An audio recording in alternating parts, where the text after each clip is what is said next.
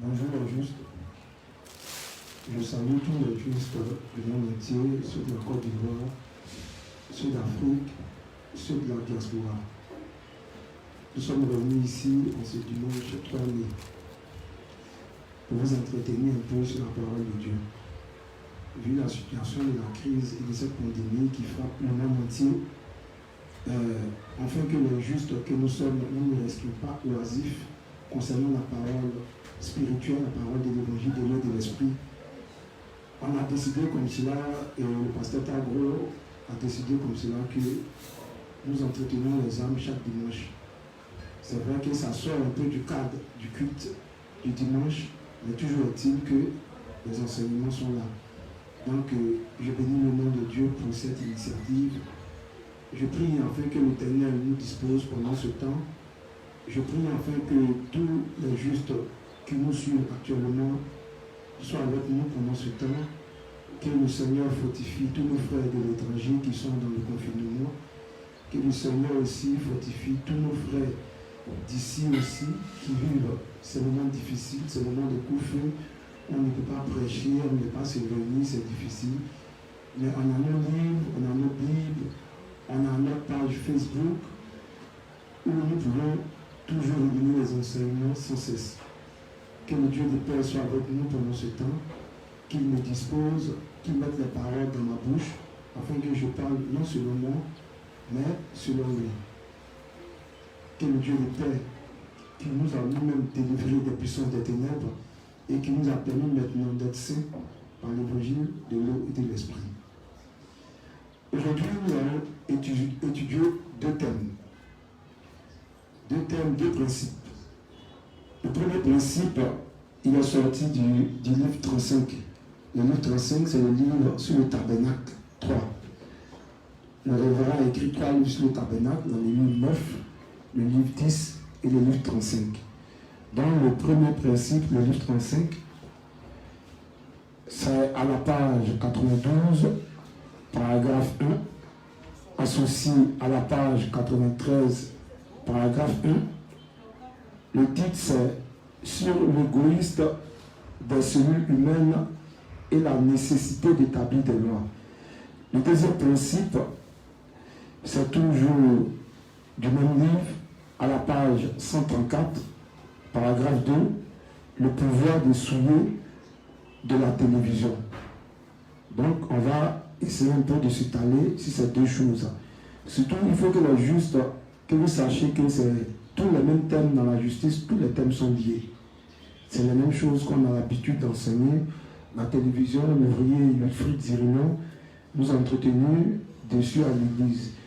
Je ne vais pas nous voler la vedette, je vais juste énumérer certains faits, afin que lorsqu'on reprendra les études du soir, il n'y manque pas d'argument pour son thème, donc je ne vais pas lui voler la vedette. Donc, Wilfried Zirino, sois sûr, je ne dirai rien de plus que ce que tu as bien ajouté.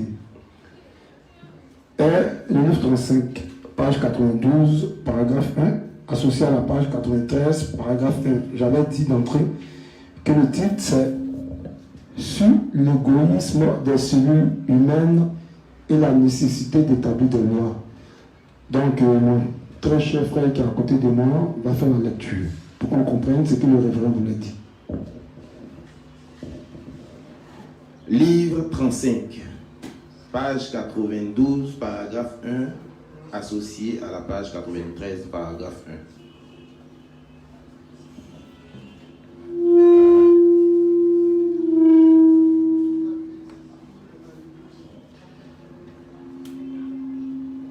Tout être humain a de mauvaises pensées, et donc tout le monde a des désirs mauvais de frapper les autres, d'infliger la douleur et même de tuer. Vous devez reconnaître combien les humains sont méchants et dépravés. Pourquoi sont-ils des êtres si méchants? C'est parce que ce sont des semences de pécheurs par nature, ayant toujours des pensées mauvaises et commettant toujours le péché. Puisque les humains commettent les 12 sortes de péchés tout le temps, Ils sont comme une bombe qui peut exploser à tout moment. Mentant constamment, volant, commettant l'adultère et la fornication.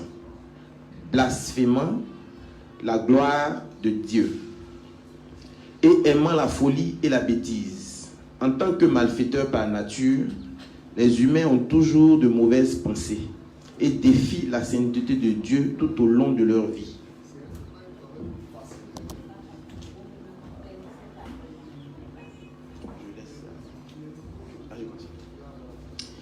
À quel point sommes-nous méchants aux yeux de Dieu? C'est dans la nature humaine inhérente à chacun des êtres, à chacun d'être égoïste. C'est dans la nature humaine inhérente à chacun d'être égoïste.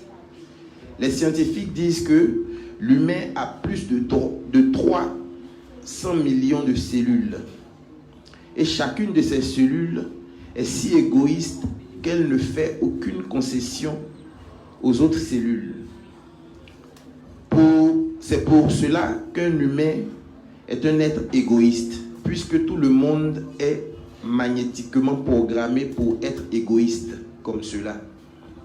Personne ne peut suivre dans le monde personne ne peut survivre dans le monde à moins qu'il n'y ait des normes sociales et des règles qui gèrent les comportements.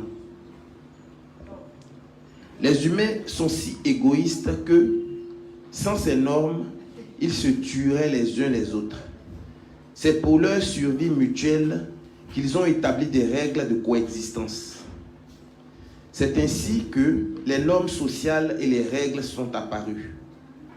Les normes sociales ont été faites pour contenir l'inclinaison destructrice de l'homme et forger un environnement plus coopératif.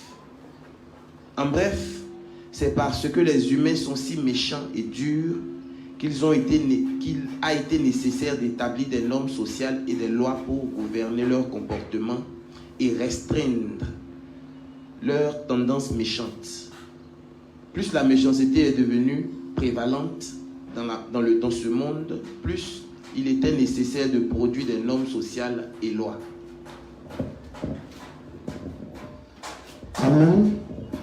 Donc ici, le révérend fait sortir le fait que l'homme par essence, l'homme par nature est égoïste.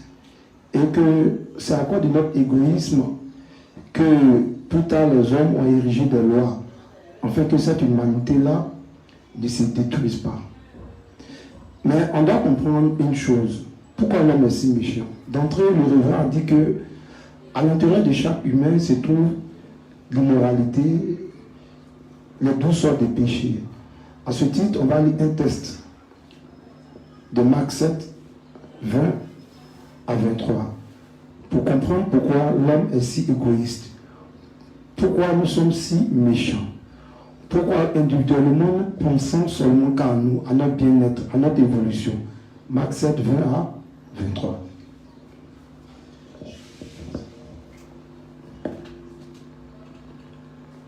Marc chapitre 7, 20 à 23. Il dit encore, ce qui sort de l'homme, c'est ce qui souille l'homme. Car c'est du dedans, c'est du cœur des hommes que sortent les mauvaises pensées, les adultères, les impudicités, les meurtres, les vols, les cupidités, les méchancetés, la fraude, le dérèglement, le regard envieux, la calomnie, l'orgueil, la folie. Toutes ces choses mauvaises sortent du dedans et souillent l'homme. Donc, voilà le Christ même qui nous dit que dans le cœur de l'homme, il y a toutes sortes de choses mauvaises, à savoir les meurtres, les vols, les impudicités, l'adultère, la folie, le dérèglement, le regard envieux, la calomnie. Toutes ces choses-là sortent du cœur de l'homme. Mais l'homme, ne connaissant pas sa nature, va penser qu'il est bon. Et c'est ce qui fait que les gens ont du mal à croire en l'évangile de l'eau et de l'esprit. Pourquoi? Les gens sont cantonnés sur leur propre justice. Ils ont tendance à... La Bible nous dit que le salaire du péché, c'est la mort. Donc s'il y a un seul homme qui est bon sur la terre et qui ne commet pas de mauvaises choses, ça veut dire alors que cette personne ne doit pas mourir. C'est ce qui est normal, car c'est le péché qui fait que nous mourons. Donc quelqu'un qui est bon en temps normal qui ne pêche pas ne doit plus mourir aussi, tant dans la chair que spirituellement. Mais non, nous avons hérité de cette nature pécheresse d'Adam et Ève, et c'est ce que le texte de Romains 5, 12 nous dit, que par un seul homme, le péché est rentré dans le monde.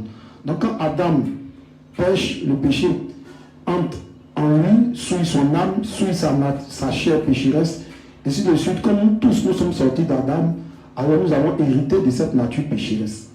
Donc l'homme naît automatiquement avec cette douceur de péché. Voilà pourquoi Dieu même voulait montrer à l'homme sa véritable nature. Plus tard, en Moïse, va nous donner ce qu'on appelle la loi de Moïse, c'est-à-dire les 10 commandements et les 603 articles de loi. Et c'est dans la même inspiration, la même aubaine que les hommes aussi, comprenant que si nous ne fixions pas des lois sur cette terre, alors on allait s'entrer déchirer. Voilà pourquoi pour imiter ça, les hommes aussi ont fixé des lois plus tard sur la terre. Vous allez voir que la plupart des lois que les hommes ont érigées sur la terre sont semblables aux lois de Dieu. Même si ce n'est pas à 100% les mêmes choses, ils vont dire quoi? Qu'on ne doit pas tuer, qu'on ne doit pas voler, ainsi de suite, ainsi de suite, ainsi de suite. Donc, l'homme va par essence imiter les lois de Dieu, les lois divines. Donc, le révérend est en train de nous faire sortir que nous sommes égoïstes par nature. On va lire un texte encore, Jérémie 17, versets 9 à 10. Pour que vous compreniez même comment Dieu, qui est le créateur de toutes choses, comme il qualifie l'homme, comme il voit l'homme du haut de son trône au ciel. Jérémie 17, versets 9 à 10.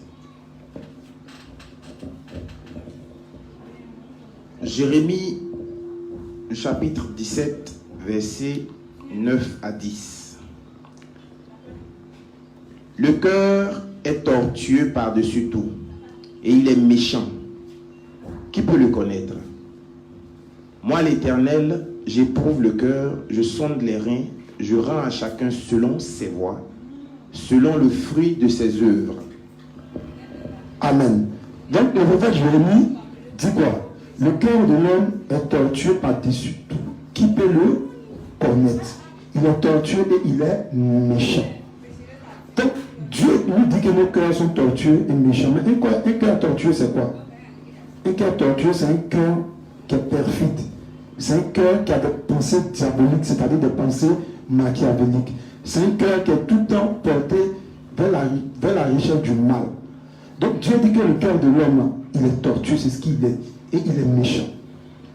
Donc, regardez sur la terre des hommes. Qui tue l'homme? C'est l'homme. Qui voit l'homme? C'est l'homme. Qui crée la guerre? C'est l'homme. Qui empoisonne? C'est l'homme. L'homme est tellement méchant que cette méchanceté-là a tellement rempli son cœur de ténèbres que l'homme est devenu bête. Oui? Vous verrez que dans la fin des temps, Dieu nous dit qu'il y a un antéchrist qui va apparaître. Et Daniel va nous dire que cet antéchrist, le Christ va nous dire dans le texte de Matthieu 24, que l'antéchrist, Daniel, le prophète Daniel appelle l'abomination. Jean va l'appeler quoi? La bête. Mais comment Dieu peut voir un homme et puis il peut lui donner le nom de bête? Une bête a un comportement bestial. Donc si un homme va se faire appeler la bête, ça veut dire qu'il aura un comportement bestial, de bête. Donc, il va vivre comme un animal, il va vivre pour détruire son prochain, il va vivre pour assujettir son prochain, il va vivre pour répandre le mal sans cesse sur la terre. Donc, on a ces cœurs-là qui sont méchants.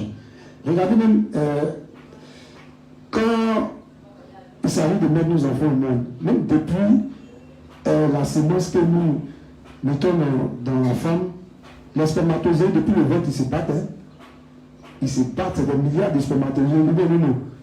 Et puis aujourd'hui, Momo à Paris, ça rappelle beaucoup de batailles où on a dû frapper tous nos adversaires, nos frères, mais pour pouvoir sortir et venir sur la terre.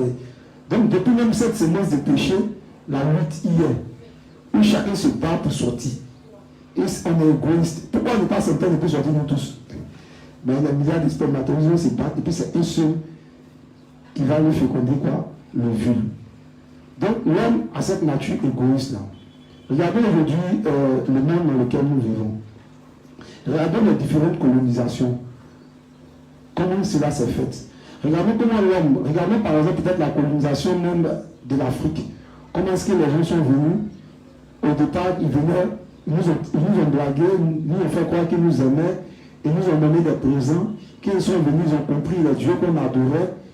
Ils ont assujetti nos dieux, nos esprits, nos démons, et ils se sont accaparés de nos quoi? De nos territoires. Et pour finir, les gens qui, d'après eux, venaient en amis, sont devenus quoi? Des ennemis, sont devenus des colonisateurs. Et ils nous ont rendus esclaves. Regardez même plus tard comment la traite, l'esclavage s'est fait. La dernière fois que j'avais prêché à l'église, j'avais expliqué que l'esclavage était l'œuvre des Juifs. Que la plupart des navires qui venaient prendre des esclaves, ces navires appartenaient à 95% à des Juifs.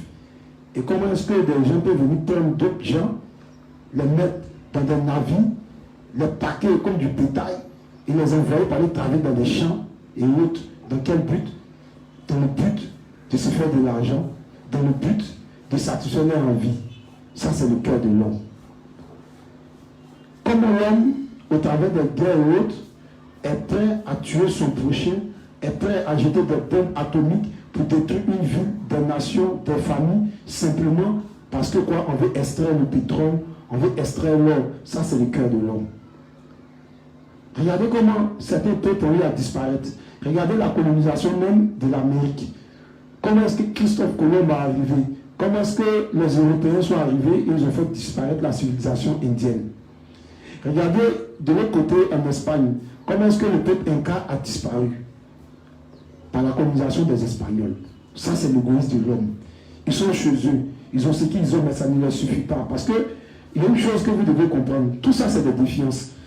Quand j'ai exposé la dernière fois sur la défiance à Dieu, j'ai expliqué un peu quand la civilisation commence, tout cela va aussi commencer. Parce que c'est quoi? On a vu la civilisation au travers des enfants de Noé. Quand l'homme s'éloigne de Dieu, la première chose qu'il cherche à faire, c'est de bâtir une ville. Une ville pour se barricader, pour s'éloigner de l'Éternel. Et dans la ville, il va chercher quoi? Le manger. Après avoir cherché le manger, il va chercher quoi? Un toit où dormir. Après avoir cherché un toit où dormir, il va chercher quoi? À quoi? À augmenter ses territoires, à faire la guerre. Donc, on quitte chez nous, on va peupler. On va envahir d'autres nations simplement pour augmenter quoi? Nos territoires. Donc, quand on est rassasié, on a de quoi se vêtir. Notre périmètre de vie, là, ça ne nous suffit plus. C'est comme, bon, le gars, il a commencé à avoir l'argent, il habite à la Sikoji, il doit dans une chambre salon, bon, son argent, il ne peut plus rester à Yopougo. Il trouve que Yopougo sent. Ça, c'est un de mes vieux pères, mais je n'ai pas dit son nom. Il dit que Yopougo sentait. L'inspecteur Cédric le connaît bien. Yopougo sent. Tu es né à Yopougo. Tu as grandi à Yopougo. Yopougo t'a façonné. Tu es devenu riche à Yopougo aujourd'hui. Maintenant, tu es narine. C'est ça qu'il a appelé que Yopougo sent. Ça, c'est l'égoïsme. Et il déménage, il va mettre à la Hongrie, louer un studio de 140 000, alors qu'à Yopougo, 140 000, tu domines dans 2 chambres, 3 chambres salon. Ça, c'est l'homme aussi. Donc, c'est de comprendre ce cœur véritable de l'homme. Aujourd'hui, par exemple, on fait un temps vers loin. On a cette maladie-là qui a été fabriquée en laboratoire. Souvent qu'on le dise, nos yeux sont ouverts. Même les gens qui étaient ignorants ont commencé à avoir un peu les yeux ouverts. Voilà pourquoi le révérend dit, prêchons l'évangile. Il va arriver un moment, toutes les paroles qu'on libère vont prendre un sens.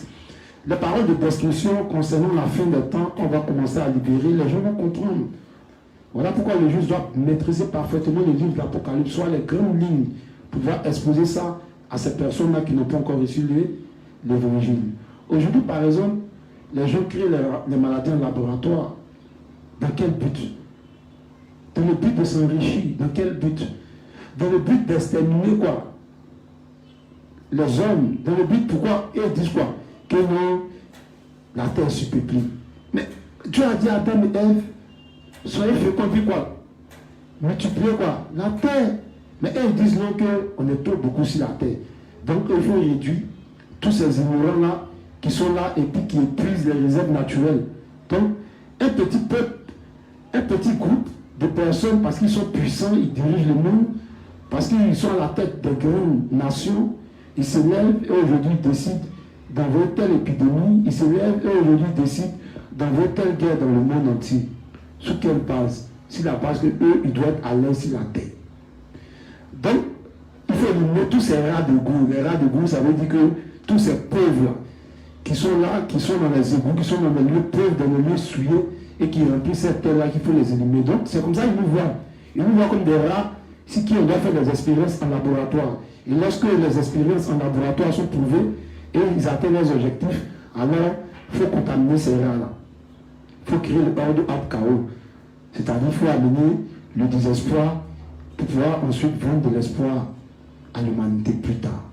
Et c'est comme ça, eux, ils travaillent depuis la nuit des temps, depuis le temps de Némérode ou autre.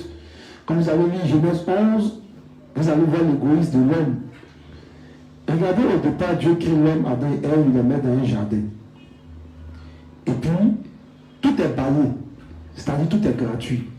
Il dit, vous pouvez manger. Donc, au départ, l'homme mangeait de tout ce qu'il y avait dans le jardin. Donc, au départ, l'homme mangeait cadeau. L'homme donnait cadeau. Il ne payait rien. Il était à l'aise dans le jardin. Jusqu'à ce qu'au jour où ils désobéissent à la parole de Dieu. J'ai pour habitude de dire aux gens que, est-ce que le travail, c'est une bénédiction? Parce qu'aujourd'hui, vous allez voir que nos frères, la plupart de nos frères qui sont dans le légalisme, qui vont dans les églises, ils font des jeûnes multipliés, des prières pour pouvoir travailler.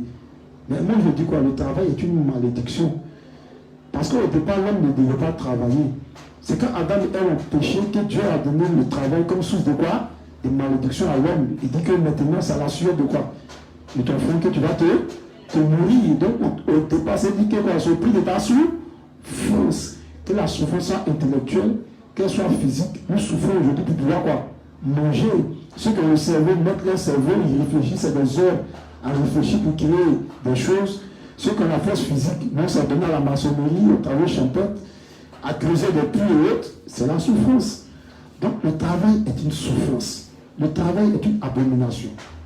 Parce que Dieu n'a pas créé l'homme pour travailler. Et c'est pour nous prouver ça là que lors de notre réunion avec nous au paradis, on ne va plus travailler. On ne va plus souffrir. On ne tombera plus malade parce qu'on sera fatigué, nos dos seront fatigués, nos têtes seront fatiguées, toutes ces choses-là. Donc l'homme a créé lui-même sa propre souffrance depuis le jardin parce que l'homme n'a pas cru à la parole de Dieu au travers d'Adam. Quand le diable est venu s'aimer, la Bible nous dit quoi? Aucune tentation ne soit survenue, qu'elle ne soit humaine. Dans la tentation, elle est d'abord humaine et puis le diable il vient maintenant t'aider pour le reste. C'est parce que tu as envie de chercher la femme de ton prochain que le diable peut venir. C'est comment? Elle est bien, non? Vas-y, personne ne va te voir. C'est ce qui est dans ton cœur qui nous présente. C'est ce qui est dans ta pensée qui te présente. Dieu travaille dans le cœur, le diable travaille dans les pensées. Donc, l'homme est méchant. L'homme est cette tête-là. Quand il y a une parole d'un philosophe, je ne sais plus c'est qui, parce que nous, on n'aimait pas trop l'école, surtout philosophie, il dit l'homme était un pour l'homme. Je ne sais plus c'est qui. Et je ne vais pas ça, il va lui demander, comme c'est lui qui a fait beaucoup la philosophie. C'est qui? Ah, ok. Il dit l'homme était un pour l'homme. Bon. Moi, souvent, je dis une chose, les philosophes, là, ce n'est pas parce qu'ils sont merveilleux, hein, mais il faut qu'ils disent ce qui est derrière là. Quelqu'un qui a bien lu sa Bible, qui a bien lu Somme, qui a bien lu Proverbe, qui a bien lu Ecclésiaste et autres, il va voir toutes les pensées des philosophes. Quand tu me dis que l'homme était lu pour l'homme, moi, tu ne m'as rien dit. Tout à l'heure d'entrée, on a dit quoi? Jérémie 17, 9 à 10, nous dit que le cœur de l'homme est comment? Il est tortueux, il est méchant. Donc, déjà par là, par essence, si je retourne à la parole du Créateur, je peux connaître que l'homme est déjà élu pour l'homme. Les philosophes, il faut qu'ils prennent la parole, ils rendent ça joli, et puis nous donnent. L'homme est un caca pensant. On dit, oui, il a parlé de. C'est vrai que l'homme est caca. L'homme est poussière, caca c'est poussière. Mais. Donc quand tu me dis l'homme est un caca pensant, tu n'as rien dit. Moi, je sais que l'homme est poussière, donc poussière qui pense. C'est l'homme. Donc, c'est des gens qui prennent la parole, ils embellissent, ils rendent ça joli, et puis, comme le langage est lourd, on s'est dit que ouais, il a dit quelque chose. La religion est l'opium du peuple. Là, c'est Karl Marx, je crois bien. Mais la religion est réellement la drogue du peuple. Les gens sont dans la religion, ils sont apathis, ils ne vivent que par la religion, ils ne croient que par la religion. Il est difficile de les déconnecter de leur système de pensée quand ils sont dans une croyance. Quand tu viens présenter le salut, il te dit que c'est trop facile. Mais souvent, moi, je pose la question, tu es né comme on dit pécheur. Quelle était la difficulté pour devenir pécheur? Il dit rien. Maintenant, toi, tu veux faire quoi pour être saint? C'est parce que les deux sont faciles qu'on accepte. Être pécheur, là, c'est un état, c'est un héritage, on a accepté facilement. Devenir saint, la Bible nous dit aussi que c'est Jésus-Christ qui fera ses œuvres. Donc, la bonté se trouve dans la justice de Dieu. Parce que l'homme ne peut pas être bon. Voilà pourquoi Jean-Baptiste, quand il prêchait, quand il voyait les gens venir, il dit race de vipères. Une vipère, quelqu'un qui connaît une vipère, le venin de la vipère est très, très, très dangereux. Donc, s'il dit que l'homme est une race de vipères, ça veut dire que l'homme est une association de tout ce qui est mauvais. L'homme est méchant. L'homme est égoïste. Même quand nous naissons de nouveau, notre égoïsme est souvent là. Dans l'œuvre de Dieu, nous pensons plus à notre avenir spirituel, à notre avenir charnel. Nous inquiétons plus de notre vie au sujet du manger, du boire et du reste. Par moments, on doute de la parole du salut, on se demande si l'évangile est vrai. Pourquoi? Par moments, quand le juste est malade, quand il a du mal à recevoir la guérison, il commence à douter de l'évangile. Il se dit quoi? Pourquoi ce Dieu-là ne peut pas le guérir? Parce que simplement, nous, on pense que Dieu pense comme nous. Dieu ne réfléchit pas comme nous. Nous n'avons pas d'ordre à donner à Dieu. Dieu te voit, il voit que les gens souffrent. Souvent, quand on prêche l'évangile, les gens ont tendance à dire, mais et nos parents d'enfants, moi, j'ai ri, il dit, mais au lieu d'aller vous parler de tes parents d'enfants, parle de tes parents de maintenant. Parce que puisque dans 100 ans là, on va dire enfant. Mais regarde nos parents de maintenant, il s'intéresse à quoi? Il a mis son enfant à l'école, il a mis sa fille à l'école, tout son intérêt, c'est que cet enfant-là réussisse dans la vie active, dans la société, que sa fille soit mariée à un cadre de ce pays. Donc tous nos pensées ne sont pas pour le salut même de l'âme de nos enfants, mais c'est pour le bien-être de nos enfants. Donc Dieu qui nous donne sans cesse le souffle de vie, Dieu qui nous donne sans cesse les plages où nous allons nous amuser, Dieu qui nous donne sans cesse l'air que nous respirons, la nourriture que nous mangeons. Mais nous ne occupons pas de savoir qu'est-ce qu'il pense, qu'est-ce qu'il attend de nous, mais on s'occupe plus de nos intérêts. Et même nous, les Juifs, souvent nous tombions de ce piège. Donc, nous, celui, nous sommes méchants. Et l'homme est méchant. On va lire encore un texte d'Ecclésiaste 7, verset 29.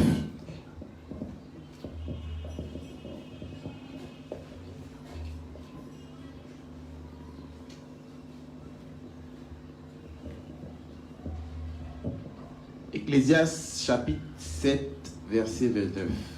Seulement, voici ce que j'ai trouvé. C'est que Dieu a fait les hommes droits, mais ils ont cherché beaucoup de détours. Merci, c'est une parole qui est puissante. Hein. Il dit que Dieu a fait les hommes comment? Droits. Mais ils ont cherché beaucoup de détours. C'est ça, c'est petit, mais ça renferme beaucoup d'enseignements. Quand on dit que tu cherches un détour, ça veut dire quoi? La voie tracée est là, la voie normale est là. Toi, tu dis non, toi, tu vas passer ailleurs. Dieu met Adam et Ève dans le jardin et dit mangez ça. Et ils disent non, ils vont prendre détour. Ils vont aller manger l'arbre de la connaissance du bien et du mal. Conséquence, le péché. Conséquence, ils sont chassés du jardin. Conséquence, ils doivent souffrir. Conséquence, ils vont errer. Conséquence, plein de choses, plein de choses, plein de choses. Voilà, par exemple, nous sommes dans une société humaine où Dieu a pris le temps de donner des choses, de nous donner la nourriture naturelle. Mais les hommes disent non, Dieu c'est vrai, tu as créé tes mangues, Dieu c'est vrai, tu as créé ta volaille, Dieu c'est vrai, tu as créé tes moutons, Dieu c'est vrai, tu as créé ton porc. Mais nous, on trouve que vraiment les animaux ne se reproduisent pas vite.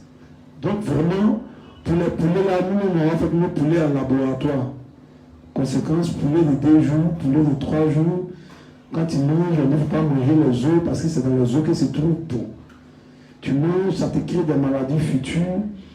On mange la nourriture industrielle, la viande de bœuf. Tu vas aller au marché là, toujours. On ne parle pas de bœuf, pas de ça ne finit jamais au marché. Bon, de vous à moi. C'est combien de bœuf tu chaque jour et puis le bœuf ne finit jamais sur le marché. Et puis vous allez au port, vous allez voir les pâtes de bœuf là, ça vient, c'est dans le carton. Ça quitte en Chine, ça vient, ça rentre au pays et puis on mange ça. On est content, on est rassasié. Il nous vend son gros devant nous. Il nous fait son petit derrière nous pour en image. On dit ouais, ça va chez nous, on a réussi. On a des malades ambulants, on a des morts ambulants. Et puis on est étonné qu'à l'âge de 35 ans, 30 ans, on souffre d'AVC, on souffre de quoi? D'hypertension, on souffre encore quoi? De diabète. Dieu a créé ces huiles naturelles qui sont l'huile d'olive, toutes ces huiles-là qui sont contenues dans les fruits que nous mangeons. On dit non, nous on va créer notre huile. On vient les huiles. Encore du ici on a les huiles. Aya, quoi encore? Dimor. Tu vois ces jaunes, on peut dire non, ça ne contient pas de cholestérol. On fait la publicité à la télévision. et puis on va mettre dans l'alimentation. Lui, comme ça, par exemple, fait environ 12 heures dans le corps avant que ça disparaisse. Est-ce que vous savez ça? La plupart des maladies telles que le diabète, les AVC, c'est dû à la grande quantité d'huile que nous consommons. Parce que ce qu'on doit comprendre, si tu as mangé pendant un aliment riche en huile le matin, pour que l'effet de l'huile du matin là disparaisse, il te faut 12 heures. Donc imagine, si tu as mangé ça à 10 heures, pour que ça finisse à partir de 22 heures, mais tu veux manger un bon garba, tu as versé l'huile carbonisée, bien dessus, tu as mélangé avec ton cube étoile, qu'on appelle ici cube magie, qui est une épice qu'on met, tu manges, c'est plein doux. À 16 heures, tu vas aller manger quoi? Tu vas le coup huileux, ça veut dire l'huile de 10 heures, de article, c'est pas encore fini, tu vas compléter. À 16 heures, tu mets à l'alcool le soir, tu mets poisson à la presse, tu mets une bonne bière dessus, tu le rôtes, et puis tu dis, ouais, j'ai réussi. Et puis, tu vas dormir. Et puis la nuit, tu ne comprends pas que ton sommeil est perturbé. Parce que ce qu'on ne comprend pas, c'est que lui, comme moi, ça va se mettre au niveau de nos artères. Pour ceux qui ont l'habitude de nettoyer un peu, comment on appelle ça? Ce qu'on appelle en cuisine, là. On verse l'eau souvent comme nos femmes lavent la cuisine. Voilà, on fait la vaisselle, le coup, on verse l'eau là. Les lavabos et autres là. Merci. Puis allez voir que quand ce n'est pas entretenu, à un moment donné, ça se bouche. Quand vous appelez les plombiers pour venir, quand on débouche, vous allez voir des poches de graisse pas possibles qui empêchent l'eau quoi de circuler. C'est comme ça au niveau du corps de l'homme. Donc les artères, là, la graisse va se mettre au niveau de tes artères et le sang a du mal à circuler. Donc ça crée des bouchons, ça crée des embouteillages. Donc le sang ayant du mal à circuler pour aller oxygéner ton cœur, ton cerveau et autres, le sang ne montrant pas, ça va créer plus tard quoi? Tension, diabète, AVC, et puis tu es étonné. On peut périr par manque de connaissance. Mais tu as passé ton temps à manger comme nous pendant 2 ans, 3 ans, 5 ans, 10 ans. Pourquoi tu es étonné qu'à 45 ans, tu commences à faire les premières crises de tension et AVC? Mais malheureusement, nous tous on est dedans. Puisque tout ce qui est autour de nous, c'est de la nourriture industrielle. Donc le diable avec tes agents ont travaillé de manière minutieuse afin de disparaître tout ce qui est naturel. Aujourd'hui, cette crise que nous vivons, on dit bon, il y a coronavirus, donc en même temps automatiquement, il ne faut plus manger la nourriture qui sort des champs. Il ne faut plus manger quoi? Les viandes de brousse. Tout ça, ça fait espérer. Hein? À l'avenir, ça peut vous dire que tout ce que vous voyez comme viande de brousse, qui sort, qui est naturel encore, parce qu'on a encore des forêts naturelles ici en Afrique, on peut manger toute cette nourriture naturellement. Ils sont en train de travailler à nous éduquer à manger la nourriture industrielle. Tout ça, c'est l'égoïsme encore du cœur de l'homme, à cause de ses intérêts. Aujourd'hui, en Côte d'Ivoire, il y a un phénomène qui se passe. Pour ceux qui ont l'œil, qui regardent, vous allez voir qu'ils sont en train de faire disparaître petit à petit tous les marchés de février où on veut encore la nourriture quoi, naturelle. Pour passer quoi. Et vous allez voir que tous ces marchés qui sont en train de détruire, plus tard, c'est pour construire des super et des hyper marchés. Tels que le Carrefour, le Cosmos ici à Lupugo, ils vont vendre quoi? Tout ce qui est comme nourriture industrielle. Donc, ils travaillent à déverser tout ce qu'ils ont mis comme création dans le monde de Dieu. Mais ils ne vont pas faire les choses d'un coup, ils vont faire les choses progressivement. Ils vont vous obliger à manger la nourriture industrielle. Aujourd'hui, quand vous allez dans les villages, pour ceux qui remarquent, vous allez voir que les Mauritaniens, c'est-à-dire les Diallo, ceux qui viennent dans les boutiques là, ils ont commencé à installer les boutiques dans nos villages. À tel point qu'on n'est même plus prêt à manger le riz local. Nous, comme ça, on est né à Abidjan, on a grandi à Abidjan. Moi, franchement, quand je mange le riz local, ça ne passe pas. Alors que c'est ça qui est le riz naturel. Mais tellement on a mangé la nourriture industrielle, c'est ce qui est devenu notre être.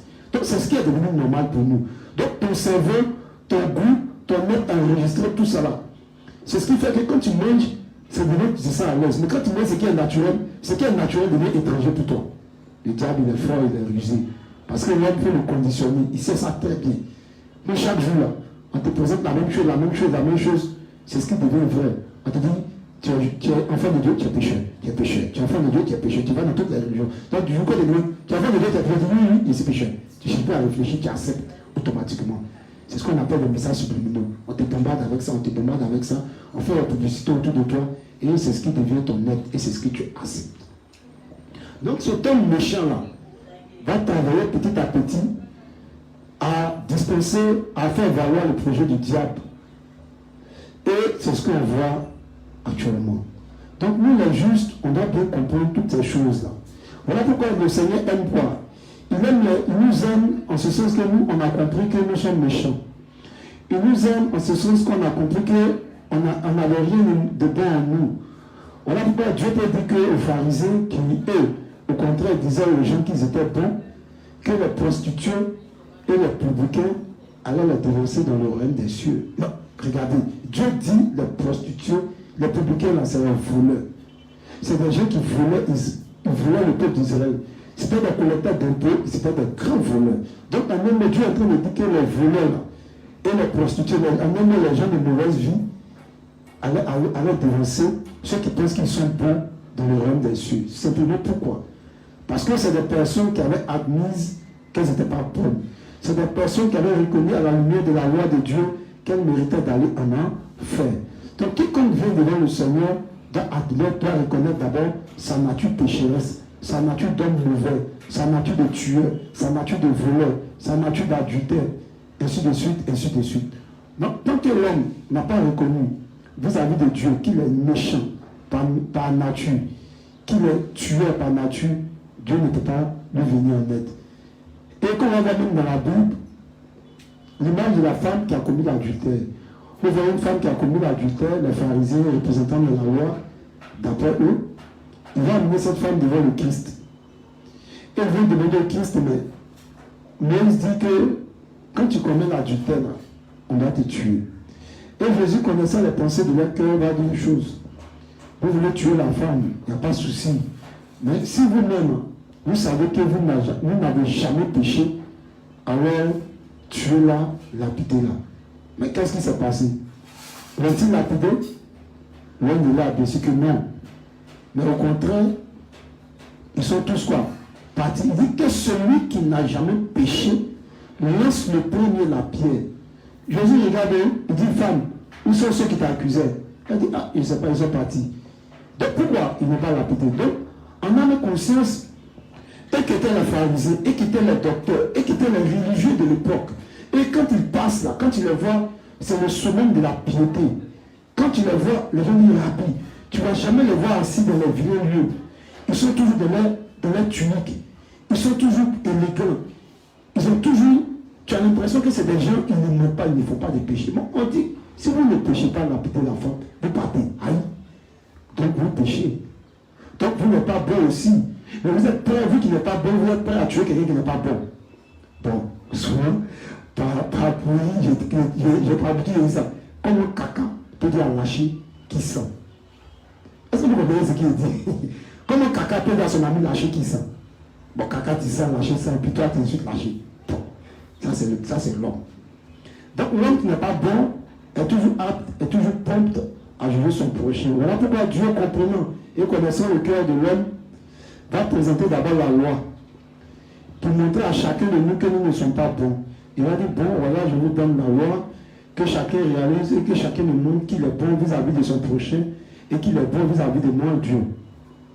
Et aujourd'hui, on a vu que quand Dieu a donné la loi, la Bible dit quoi? Que tous on a échoué? Oui. Car tous ont été reconnus quoi? Coupables devant Dieu, car tous ont péché. Donc si nous tous, au regard de la loi, on n'est pas bon, donc il faille que nous soyons indulgents quand nous voyons nos frères commettre des erreurs. Quand on va dans le jardin, regarde, Dieu crée Adam et Ève, les deux sont nus. Mais Adam est nu, Ève est nue. Mais remarquez bien, Adam n'a pas honte de Ève dans sa nudité. Et Ève aussi n'a pas honte de qui? De Adam dans sa nudité. Ça symbolise quoi? Adam et Ève dans le jardin, les deux sont nus, symbolise que nous sommes dans l'église de Dieu, mais nous sommes tous nus devant Dieu. Ça veut dire que nous sommes tous remplis de faiblesse. Les dévanciers sont remplis de faiblesse. Les plus petits dans la foi sont remplis de faiblesse. Le révérend est rempli de faiblesse. Donc tout le monde dans l'église de Dieu est rempli de faiblesse. La faiblesse d'un frère ne doit pas être un sujet de moi pour me moquer de lui. La faiblesse d'une âme ne doit pas être un sujet pour moi pour le juger. Mais au contraire, la parole m'enseigne dans le texte d'Éphésiens 5,16 que si quelqu'un voit un frère qui commet un péché qui ne mène plus à la mort, alors qu'il prie pour ce frère-là. Donc, en tant que moment dans l'église de Dieu, quand nous voyons les faiblesses des uns et des autres, nous devons prier. Mais tellement nous sommes méchants et égoïstes, nous les justes, nous sommes prêts à exposer les faiblesses de nos dévanciers, à exposer les faiblesses de nos frères dans la foi. On est toujours prêt à dire, mais pourquoi elle a pu faire ça? Elle est juste. Pourquoi elle a fait ça? Mais elle est juste. Le dévancier me citait. Je l'ai vu sortir de l'hôtel là. Et puis il vient, il dit ça à son ami juste. L'autre juste dit ça à l'autre juste. Et puis, en même temps, ça rend compte à toutes les lycées américaines qu'en France. Que lui, le dévancier est sorti de l'hôtel. Si le dévancier est sorti de l'hôtel, ça va être un problème. S'il avait trompé sa femme, il faut prier pour lui. Mais on est prêt à se lapider. Il va passer à un de ses frères en train de se cacher, peut-être le gars en train de boire une bière, il va lui l'exploser. Qu'il lui, il est juste, il pourra bien. Il faut prier pour lui. Mais on est toujours prêt à lapider nos frères, on est toujours prêt à lapider nos soeurs dans la foi. Je ne dis pas que nous devons demeurer dans le péché. Je ne dis pas que nous devons aimer nos mauvaises œuvres. Je dis simplement que quand nos mauvaises œuvres sont exposées, quand la terre sèche est exposée, nous devons prier Dieu pour en sortir et nous devons admettre nos erreurs. Nous ne devons pas être les premiers à nous lapider les uns les autres, mais nous devons prier pour les faiblesses de tous les autres. Donc, le texte nous dit que le premier principe nous dit que nous sommes égoïstes. Et nous avons vu comment l'humanité même est égoïste. Et c'est ce qui engendre tous les problèmes qu'il y a dans le monde. Que ce soit les problèmes de guerre, que ce soit les problèmes de meurtre, et tous les problèmes que l'homme peut commettre par nature sur la terre. Aujourd'hui, les gens disent que oui, il y a sorcier. Mais sorcier, c'est l'égoïsme qui pousse les gens à être sorcier. Quelqu'un est reçu dans la famille, on le tue. Mais ça, c'est de la folie. C'est la folie de nos cœurs. Quelqu'un a l'argent dans le quartier, tu deviens aigri. C'est la folie de nos cœurs. Pourquoi? Parce que simplement, tu veux toi, c'est avoir l'argent. Pourquoi on parle de toi? Et un morceau de le gars, il me plaît, il est venu voir son vieux père, il dit donne-moi 10 000. Je vais chanter, le vieux père dit non, j'ai compris. Et quand la copine du vieux père est venue, le gars il a donné 200 000. Le gars il s'est fâché. Pourquoi? Le petit il a compris que plus tard, que le vieux père ne voulait pas sa réussite. Donc en un mot, il était avec lui, il mangeait avec lui, il appelait son vieux père. Mais au contraire, le vieux père voulait qu'on parle de lui seul au quartier. Mais c'est des exemples qui sont là, mais pour dire que réellement, nous sommes tous comme cela. Par moment, notre égoïsme prend le dessus. Par moment, il y avait juste dans l'église de Dieu, il veut qu'on parle d'eux, il veut qu'on dise, ah vraiment, le frère, c'est lui, il s'est prêché.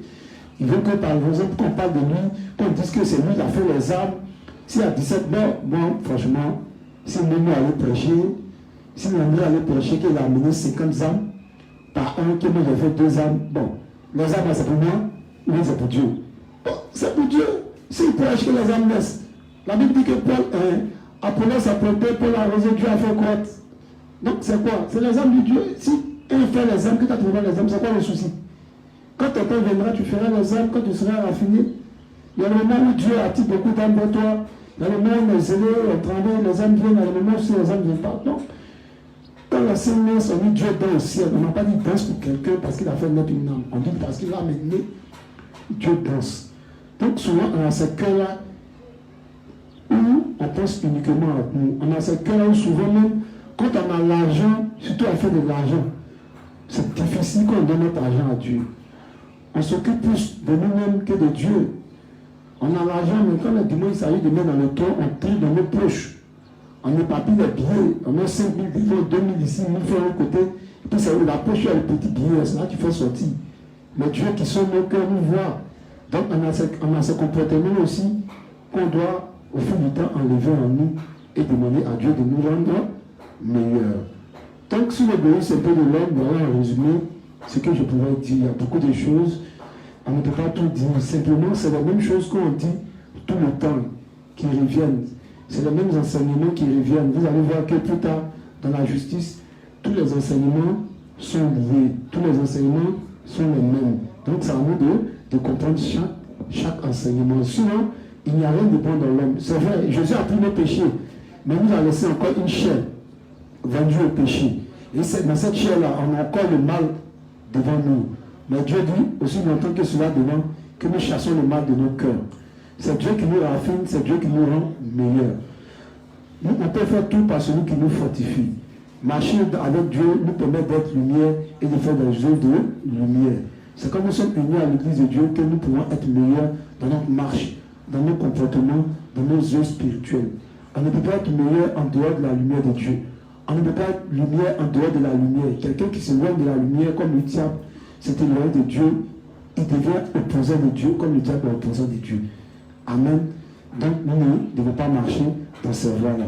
Donc si l'égoïsme est du cœur de l'homme lié à nos cellules de péché hérité d'Adam, voilà en un mot un peu ce que je pourrais dire. En montrant un peu le cœur de l'homme au travers des guerres, au travers des maladies qu'on injecte, au travers du fait que nous tuons notre prochain sans cesse, au travers duquel que nous pensons seulement à nos intérêts égoïstes, des justes, peu importe quand nous étions pécheurs de nos parents autour de nous. Voilà en résumé ce que je pourrais dire. Donc on va attaquer le deuxième thème. Le deuxième thème, c'est la page 34. Au paragraphe 2, page 34, le même livre, du livre 35.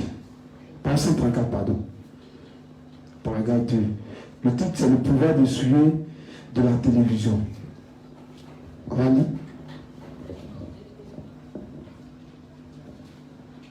Livre 35, page 134, le paragraphe 2.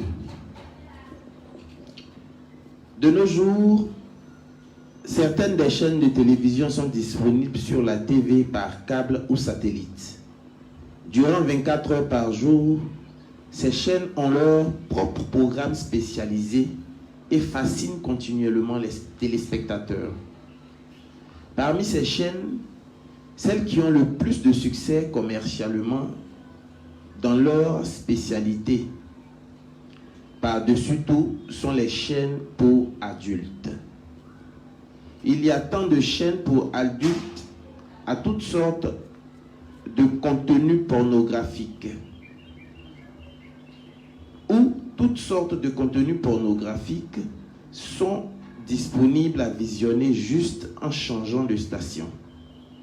Par conséquent, beaucoup de gens de notre époque se permettent de suivre ce genre de films pornographiques. Ce qui est pire, c'est que ces gens ne regardent pas leur comportement souillé comme un péché du tout. Cependant, la Bible souligne que les fornications, adultères et l'iniquité qui viennent de tous les hommes sont clairement des péchés. Marc 7, 21 à 23. Ne sommes-nous pas tous pleins de péchés? Dieu dit à répétition que les propriétés intrinsèques de tous sont pécheresses. Dieu dit à répétition que les propriétés intrinsèques de tous sont pécheresses. Que le salaire du péché, c'est la mort, et que le péché amène la mort quand il a enfanté. Mais acceptons-nous vraiment cela? Qu'en est-il? Pouvons-nous échapper au péché qui est intrinsèque en fermant les yeux et se bouchant les oreilles?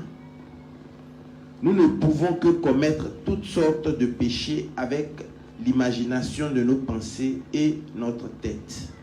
Peu importe combien nous disons que nous devons nous écarter de ces choses. Et peu importe combien nous essayons de le faire, c'est en vain. En fait, notre chair est telle que non seulement nous ne pouvons pas devenir des saints parfaits qui ne commettent pas de péché charnel, mais nous avons en fait des affinités avec le péché et aucun désir de nous en distancer. La chair et le cœur de l'humanité sont toujours loin des choses qui sont saintes. Et il est vrai que non seulement Ils veulent s'approcher du péché, mais ils veulent commettre des péchés comme même les plus grands. Donc ici, comme on l'avait dit, dans le livre 35, page 134, paragraphe 2 et 3, le révérend nous parle du pouvoir des souliers de la télévision. Aujourd'hui, on doit comprendre que la télévision joue un rôle prépondérant dans la diffusion du péché, un rôle moteur dans la propagande du péché. Aujourd'hui, vous ne pouvez pas aller dans un ménage où vous n'allez pas voir un poste téléviseur, ce n'est pas possible. Si en 2020, tu n'as pas de télévision chez toi, mon cher, ils vont te dire c'est que tu n'es pas à la page. Même au village, tu n'as pas la télévision, mon frère, ils vont te dire tu n'es pas à la page. Mais ce qu'on doit oublier, derrière la télévision se cache beaucoup de choses. Derrière la télévision se cache beaucoup du plan du diable. Pourquoi? La télévision a pour rôle même de polluer d'abord nos esprits. Parce que nous devons comprendre qu'elle n'est pas là seulement pour distraire notre être charnel, mais elle est là pour polluer nos esprits. Qu'est-ce que j'entends par là quand je parle de pollution de l'esprit? Aujourd'hui, là, vous devez comprendre que tout ce qu'il y a comme masse média, que ce soit la télévision, Internet, la radio, et toutes ces choses-là, les gens ont mis ça là simplement pour nous éduquer. Les parents sont éduqués, les enfants sont éduqués, la société est éduquée. Mais par qui? Par personne. Quand je dis par personne, ça veut dire quoi? La télévision, c'est personne. Pourquoi je dis c'est personne? Voilà, tu vas payer toi-même ta télévision, tu l'installes, tu choisis toi-même tes programmes, tu choisis toi-même ta chaîne, tes programmes satellitaires, c'est-à-dire ton abonnement que tu fais, et chacun de nous a ses émissions préférées qu'il regarde. Donc, ce n'est pas quelqu'un qui te dit, il faut prendre ça, tu vas le regarder, mais toi-même, du moment où tu as acheté une télévision, toi-même, tu vas aller choisir tes programmes. Donc, la télévision t'éduque, toi-même, tu t'éduques au travers de la télévision. Voilà pourquoi je dis la télévision, c'est personne. Aujourd'hui, chaque enfant, au moins, a son programme préféré qu'il aime, que ce soit en dessin animé ou autre. Chaque épouse dans le foyer a son programme préféré qu'elle aime. Chaque époux a son programme préféré qu'il aime. Ainsi de suite, ainsi de suite, ainsi de suite. Donc, pour comprendre mieux cela, on va lire comment est-ce que le révérend lui-même, il a eu expliqué ces choses-là. On a lu le livre, il a vu quoi? On a lu tout à l'heure que le pouvoir des souliers de la télévision. On va voir aussi, dans le livre 6, la puissance des films et la vie du révérend sur l'influence même de la télévision. Et on va lire beaucoup de textes et beaucoup de paroles de notre aîné, de notre souverain qui est le révérend. Vous allez voir ce qu'il lui-même dit là-bas. Livre 6.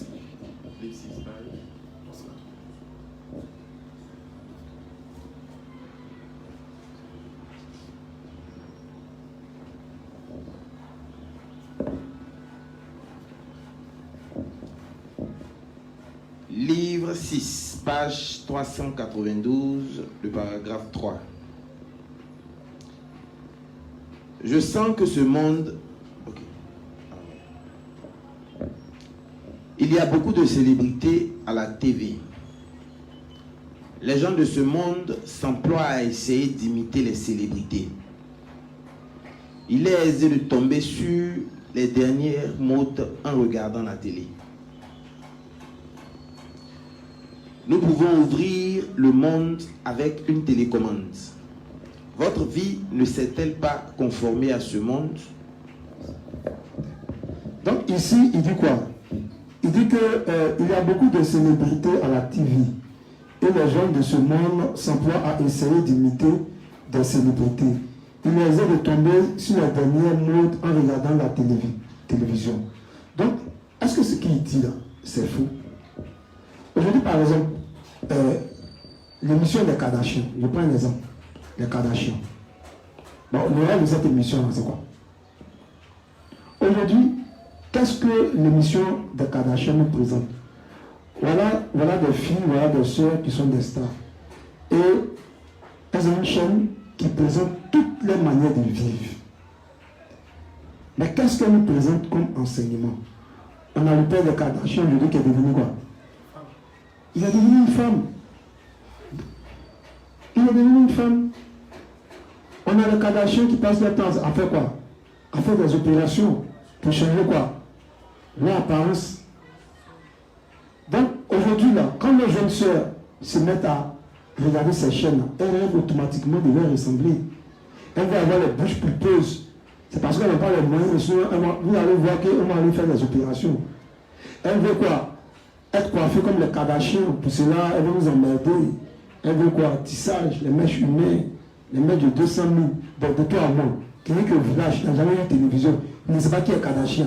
Elle va faire quoi une mèche humaine? Si demain on doit aller charger le mot sur sa tête, charger Fago, elle va faire quoi avec une mèche humaine? Mais aujourd'hui, c'est parce qu'on est dans un système de civilisation où que nos enfants regardent cette télévision-là, ils veulent s'habiller comme les Kardashians, elle va avoir un mari comme les Kardashians, qu'aujourd'hui, quand tu regardes les Kardashians, tu te dis, mais tiens, c'est que moi aussi, ici, garçon, il peut devenir femme. Donc, automatiquement, l'enfant, ou même l'adolescent qui commence à regarder certaines émissions, ça va commencer à travailler dans son subconscient. Aujourd'hui, quand tu sors, tu vas commencer à quoi? Tout ce que tu vois là, tu avais la télévision, c'est ce que tu vas reproduire sans t'en rendre compte. Nos soeurs, là, ça brille comme Kim, porter des robes, quoi, moulantes, des robes qui dessinent les formes. Si tu lui dis, ma chérie, pour porter une robe, elle va dire, ah, toi aussi, tu n'aimes pas l'amour, tu n'aimes pas la page. Parce que simplement, Kardashian a présenté ses robes. Et malheureusement, en dessous de ça, Abidjan ici, même si ce n'est pas la même qualité que Kardashian porte, c'est qu'elle juste c'est des imitations, elle porte ça. Elle met les rondeurs devant nous, elle passe. Et on souffle. On fait comme on est guitare. C'est la matrice. Pourquoi? Parce qu'elles ont vu ça à la télévision. À la télévision, on va voir que la plupart des célébrités, vous allez voir l'éducation avec les parents, c'est les causeries, c'est le manque de respect. Mais quand l'enfant commence à regarder ça, mais tu lui parles et il te parle d'eux, hein? Il te dit non, tu ne peux pas me taper, je connais mes droits. Alors que nous en Afrique, nos enfants, on les corrige. Quand un enfant déconne, Dieu même te dit dans la parole que ne loin pas quoi, la chicotte de ton enfant. Parce que Dieu même, il autorise que de temps en temps, on lève la main sur les enfants. Mais la société nous présente quoi? Quoi? Il est malsain de quoi? De frapper un enfant. Ça, c'est ce que aussi la télévision comme ça nous présente. Donc aujourd'hui, là, quand quelqu'un a sa star, parce que regardez, le mot star, c'est un mot anglais qui signifie étoile. Dans la Bible, les étoiles symbolisent les serviteurs. Et ça symbolise les enfants de Dieu. Donc, la Bible nous dit que le diable est le maître du monde. Donc, si le diable est le maître du monde, ça veut dire qu'il contrôle le monde. Or, dans le monde, il y a les courants du monde. À savoir quoi? Les médias, à travers quoi? La musique, à travers quoi? La mode, à travers quoi? L'habillement, à travers quoi? La politique, au travers quoi? De l'école, tout cela, le diable contrôle tous ces systèmes. Donc, si c'est le diable qui contrôle les masses médias, et la télévision est une masse média, alors ça veut dire que c'est le diable qui se cache derrière. Alors, quelles sont les émissions que la télévision nous présente? On a les émissions de télé-réalité, on a les films, on a les clips que la télévision nous présente. Mais aujourd'hui, la plupart des clips que vous regardez, c'est des clips osés. La plupart des clips des stars nous présentent des scènes sexuelles. Des scènes où on nous présente quoi? L'argent. Donc automatiquement, nos enfants qui regardent ça, ils vont ressembler à ces stars. Dans les clips, vous les voyez fumer la drogue. Automatiquement, l'enfant qui regarde ça, il a envie d'imiter sa star. Donc, ces étoiles-là, ces stars-là, ces étoiles de Satan, sont là pour faire la promotion du quoi? De quoi? Des œuvres du diable. Donc, si nous les justes, nous nous conformons au siècle présent, nous suivons les actes de ces stars du monde, il y a un souci. La Bible nous dit quoi? N'aimez pas le monde et les choses du monde. Si quelqu'un aime le monde, c'est que l'amour du Père n'est plus en lui. Mais malheureusement, juste que nous sommes là, nous faisons même un avec le monde. Il y a les justes. S'ils n'ont pas regardé la télévision, ils vont mourir. Matin, tu allais te chercher. Tu es sorti à 8 h de ta maison, tu allais travailler. Tu rentres à la maison à 20 h. Tu manges, tu te laves. La première chose que tu fais, c'est allumer ta télévision. Rattraper ton feuilleton que tu n'as pas pu regarder. Tu allumes, tu regardes. Par exemple, pour nos soeurs, il y a la télénovelas ici en Afrique qu'elles aiment bien regarder. Quoi? Au cœur du péché. Quoi encore? La soeur Léa, aidez-moi. À moi, la reste pour elle est partie. Elle sait que si elle a parlé de télévision, elle se sent concernée, elle n'est pas la seule. Il y a des garçons même qui sont beaucoup télévision aussi. Donc, toute la journée, tu as été chercher, tu es rentré, tu as mangé. Tu ne peux même pas te dire, tu n'as pas ne serait-ce que ta Bible. Tu as levé 30 minutes, 40 minutes. Mais non, la première chose, tu veux regarder la diablesse. Quand tu as fini de regarder la diablesse, tu as regardé quoi? Au cœur du péché. Quand tu as fini, tu as regardé quoi?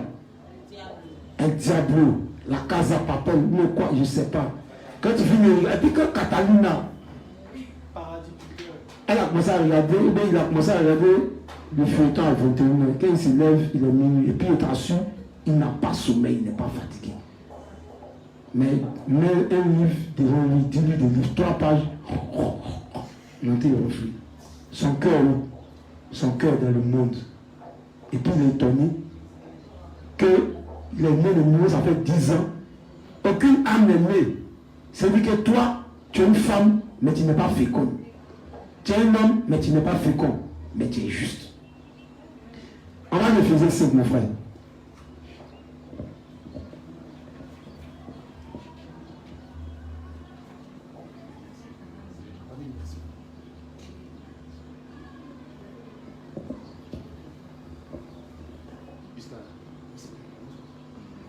Éphésiens chapitre 1, le verset 1.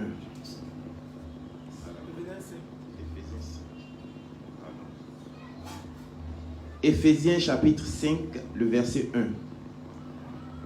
Devenez donc les imitateurs de Dieu, comme des enfants bien-aimés, et marchez dans la charité, à l'exemple de Christ, qui nous a aimés et qui s'est livré lui-même à Dieu pour nous comme une offrande et un sacrifice de bonne odeur.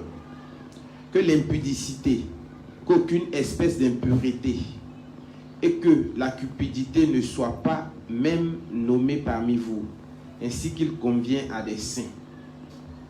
Qu'on n'entende ni paroles déshonnêtes, ni propos insensés, ni plaisanteries, choses qui sont contraires à la bienséance.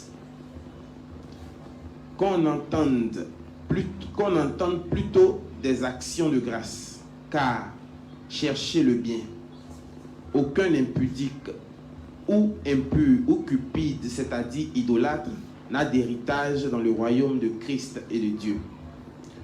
Que personne ne nous séduise par de vains discours, car c'est à cause de ces choses que la colère de Dieu vient sur les fils de la rébellion. N'ayez donc aucune part avec eux. Autrefois, vous étiez ténèbres, et maintenant, vous êtes lumière dans le Seigneur. Marchez comme des enfants de lumière, car le fruit de la lumière consiste en toutes sortes de bonté, de justice et de vérité. Examinez ce qui est agréable au Seigneur, et ne prenez point part aux œuvres infructueuses des ténèbres, et plutôt condamnez-les. Car il est honteux de dire ce qu'ils font en secret. Mais tout ce qui est condamné est manifeste par la lumière, car tout ce qui est manifesté est lumière. Mais tout ce qui est condamné est manifesté par la lumière, et tout ce qui est manifesté est lumière. C'est pour cela qu'il est dit, réveille-toi, toi qui dors, réveille-toi d'entre les morts, et Christ t'éclairera. Prenez donc garde de vous conduire avec circonspection, non comme des insensés, mais comme des sages. Rachetez le temps, car les jours sont mauvais. C'est pourquoi ne soyez pas inconsidérés, mais comprenez quelle est la volonté du Seigneur. Ne vous enivrez pas de vin, c'est de la débauche. Soyez au contraire remplis de l'esprit. Entretenez-vous par des psaumes, par des hymnes et par des cantiques spirituels, chantant et célébrant de tout votre cœur les louanges du Seigneur. Voilà. Je viens au verset 15 d'Éphésiens 5. Il dit, prenez donc garde à vous conduire avec circonspection, non comme des insensés, mais comme des singes. Rachetez le temps quand les jours sont mauvais. Donc la parole nous demande de racheter le temps quand les jours sont mauvais. C'est pourquoi ne soyez pas inconsidérés, mais comprenez quelle est la volonté du Seigneur. Ne vous enivrez pas de vin, c'est de la débauche. Soyez au contraire remplis de l'esprit. Entretenez-vous par des psaumes, par des hymnes et par des cantiques spirituels, chantant et célébrant de tout votre cœur les louanges du Seigneur. Amen. Donc l'apôtre Paul ici nous appelle au remerciement ici. Il nous demande de racheter le temps. Il nous demande de ne pas nous enivrer de vin. Ici, quand tu attends de ne pas t'enivrer de vin, les gens vont dire, ah, vous voyez, un chrétien ne doit pas boire, c'est pas ce qu'il savait dire. Ici, ne vous enivrez pas de vin, le vin il est là pour satisfaire, il donne la joie au cœur, il satisfait la chair. En un mot, il dit simplement qu'on ne doit pas être ivre des désirs de la chair. C'est ce qui signifie, ne vous enivrez pas de vin. Donc le juste doit vivre, il n'a pas vivre dans ce monde pour s'enivrer seulement des désirs de la chair, pour rechercher seulement les plaisirs de sa chair, le manger, le boire, l'amusement, ainsi de suite, ainsi de suite. Il est là, c'est une télévision le matin qu'au soir. Il est là pour il s'assoit là, il finit les Chelsea jouer. Match ils ont joué, championnat passé, il remet toute la journée, quand il finit, il va zapper, il cherche une chaîne de porno, Marc Dorcel, et c'était moi un peu pompe, hein? Les garçons ont aidé moi. Les gens ne pas se vendre. On a tous passé par là. Matin, parce que lui, il y a les chaînes là. Il y a les chaînes spéciales là, où c'est pornographique. Il y a les chaînes spéciales où c'est télénovelas. Les chaînes spéciales où c'est sport. Il y a les chaînes spéciales où c'est documentaire. Donc, la télévision là, il y a toutes sortes de choses pour t'amener à te distraire et à perdre le fil du temps. Je n'ai pas dit de ne pas regarder télévision. C'est pas ce qu'ils sont en train de dire. Parce que les juges, quand ils parlent, il faut bien préciser. Sinon, ils vont dire voilà, les spectateurs même en la vue, c'est pas que je dis, il est en train de regarder mal de Chelsea. Quand il dit qu'il ne faut pas regarder télévision. Non, je n'ai pas dit. Je dis simplement qu'un juste doit savoir organiser son temps. Il doit savoir organiser ses journées. Il doit savoir organiser sa semaine.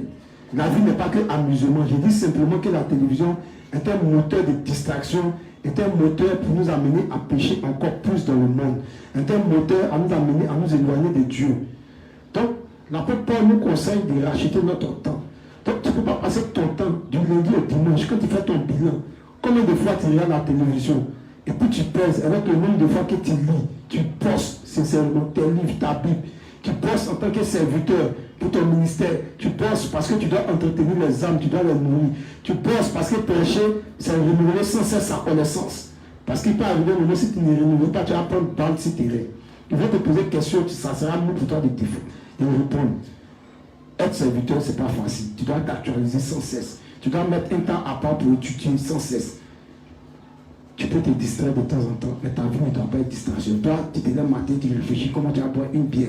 Quand tu vas boire une bière, donc tu vas aller chercher un peu tes chéris, et puis tu rentres, tu dors. Le lendemain, c'est la même chose. C'est 10 ans, c'est 6 mois.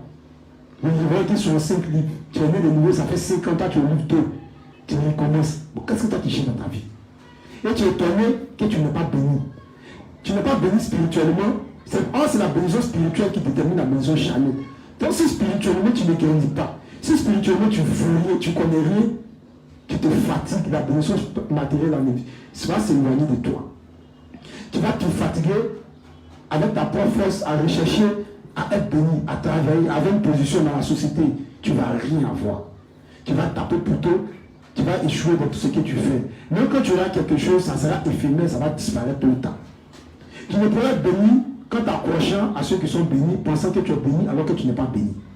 Est-ce que vous me comprenez? Parce que certains juste confondent la bénédiction de leurs frères, de leurs devanciers avec la bénédiction. Non, hein. Le gars il est béni, Dieu l'a permis de lui donner 15 entreprises, comme il t'a privé de travailler un peu, tu n'es pas béni mon frère. Le jour que Dieu garde son entreprise, ça tombe toi ici là, tu vas faire comment? Puisque tu n'as pas appris à gagner de tes propres et à voler de tes propres ailes. Donc il te sera difficile de maintenir le cap de ta foi. Voilà pourquoi au lieu d'apprendre un juste à toujours lui donner, il faut lui apprendre à quoi? À pouvoir travailler pour obtenir les choses lui-même. Mais si tu ne lui montres pas le chemin de la vie de foi, le chemin de travailler pour Dieu, le chemin pour travailler, pour grandir, pour devenir serviteur, alors il lui sera difficile de rentrer dans ses bénédictions. il sera dans l'évangile, il va toujours pourrir. Je cite dans l'évangile, ici vieux, il n'y a pas de femme, je ne gagne pas mari. Oh Dieu dit, fais de l'éternel tes délices, il te donnera ce que ton cœur désire. Donc à toi de t'examiner, est-ce que je fais de l'éternel mes délices? À toi de t'examiner, est-ce que je recherche premièrement le royaume des cieux et la justice de Dieu? À toi de t'examiner. Chacun de nous peut faire un bilan de sa vie de foi. Pour voir réellement, est-ce que je travaille pour Dieu? Même si j'ai commencé pour travailler pour Dieu, est-ce que j'ai assez travaillé pour Dieu? Non. On est tous en apprentissage. Nous-mêmes, les dénoncés, on continue d'apprendre. Ce qu'on a fait, on n'a rien fait. Rien fait encore pour Dieu. Tout ce qu'on a fait, c'est 0,000. On se doit de continuer à travailler. On se doit de ne pas baisser la garde. Donc, à nous-mêmes, quand on parle, on s'adresse à vous. Mais je parle aussi pour moi. Parce que par moments, ça m'arrive. Où je paraisse dans la bosse, dans la prière. Je n'ai même pas envie, même souvent, d'aller prêcher. Ça m'arrive. Ne croyez pas que vous soyez les seuls. Mais c'est des moments quand ça arrive, il faut prier Dieu pour en sortir. Pour ne pas rester dedans. Vous devez comprendre qu'il y a 8 saisons qui jalonnent la vie de foi du juste. Si on ne connaît pas ça, qu'il y a les moments où on est zélé, il y a les moments où on est froid, il y a les moments où on n'a pas envie. Il y a tout ça là qu'il faut comprendre aussi. Mais toi, ta vie de foi ne peut pas être seulement glacée. Du lundi du 1er janvier au 31 janvier, l'année est finie. Oh, on est resté dans la même année, bilan. Tu as lu combien de livres? Non, j'ai lu le livre un jour et toi. Tu as prêché à combien de personnes? Tu as sauvé combien d'âmes dans ton quartier, autour de toi, dans ta famille? Ce n'est pas ton problème. Et puis tu es étonné que rien ne va quand tu entreprends. Et puis tu es étonné que rien ne va quand tu es si terrain, tu prêches, les âmes ne se convertissent pas. Tu dis non, les gars, il ne veut pas comprendre. Non, il ne veut rien. Tu mens. C'est toi qui veux rien. Tu mens. C'est toi qui n'as pas la pédagogie. Tu mens parce que tu n'es pas uni aux enseignements dans les hommes. À l'église, tu triches pour venir à l'église. Tu choisis tes devanciers. Tu choisis les gens qui tu veux apprendre. C'est pas bon. Donc, on doit changer ces gens de cœur-là. Donc, la télévision joue un rôle dangereux. On va lire encore un autre test. Il va continuer ce test du livre 6. Continue, mon frère. Je sens que ce monde change rapidement. Bien que nous ayons encore des biais, nous finirons par transporter de la monnaie électronique et des cartes à puce. Si le fait de perdre ces cartes à puce devient un problème, on nous fera porter des codes barres dans nos mains ou sur nos fronts pour plus de facilité. Je pense aussi qu'il y aura beaucoup de catastrophes naturelles à ce moment. Attachons-nous avec tout notre cœur à renouveler nos esprits et à répandre l'évangile de Dieu avant qu'une telle époque n'advienne pour que nous, les justes, ne nous conformions pas à ce monde. Le révérend encore revient. Il fait rapidement un aperçu sur la fin des temps en parlant du fait que la puce viendra et que les catastrophes naturelles à la fin des temps vont arriver, mais que nous les justes, on ne doit pas se conformer à ce monde. Donc ici, quand on prend l'exemple de la télévision, on ne peut pas vivre pour la télévision, on ne peut pas vivre en centrant toute notre énergie, toute notre attention à seulement nous distraire. Au travers de la télévision, au travers des films, au travers de tout ce que nous présente la télévision. Donc il nous dit simplement ici que de racheter le temps. Nous devons racheter ce temps sans cesse, nous ne pas perdre le fil de l'évangile et de la parole que nous avons reçue. Donc on va lire la page 400, on va lire la page 408 du paragraphe 2 du livre 6. On va voir aussi ce que le révérend dit là-bas. Livre 6, page 408, le paragraphe 2. Je sais qu'il y a beaucoup de souffrances causées par les catastrophes naturelles, comme les tremblements de terre et les volcans. Beaucoup de films parlent des destructions globales. Je pense que c'est parce que le monde pourrait se réaliser comme l'on écrit les scénarios d'Hollywood.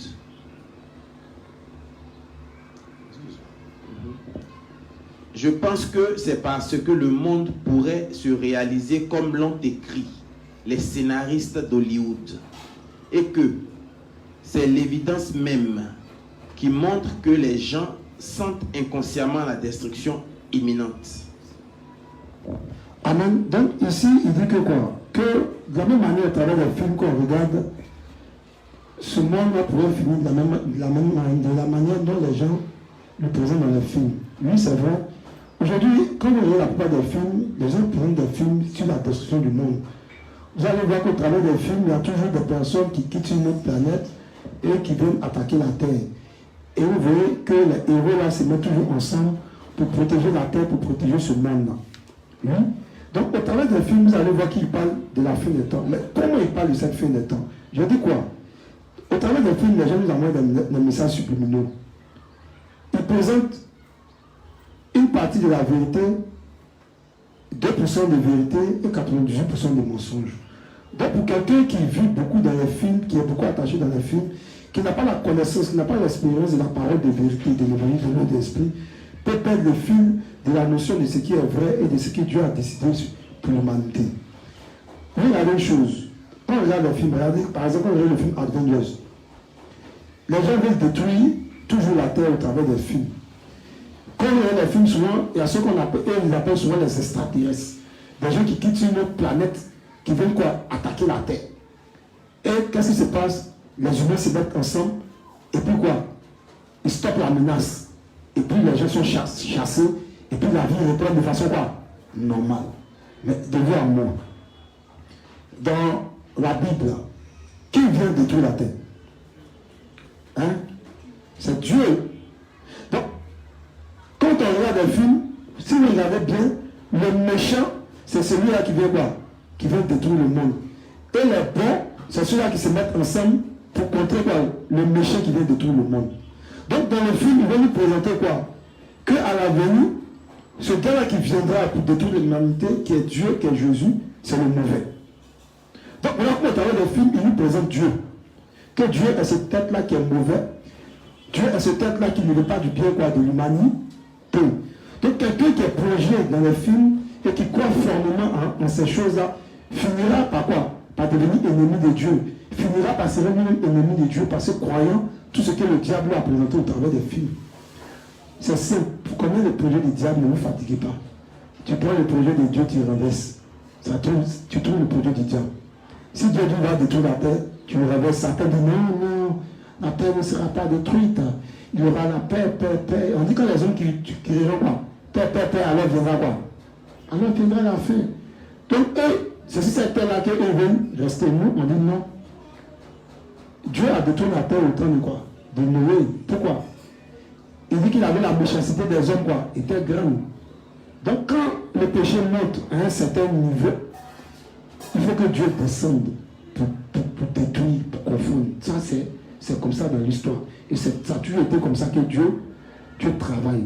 Donc à travers les films que nous présentons au monde, on nous présente un Dieu méchant, un Dieu qui ne veut pas du bien de l'humanité, un Dieu qui vient simplement pour détruire l'humanité. Mais le vrai méchant, c'est eux.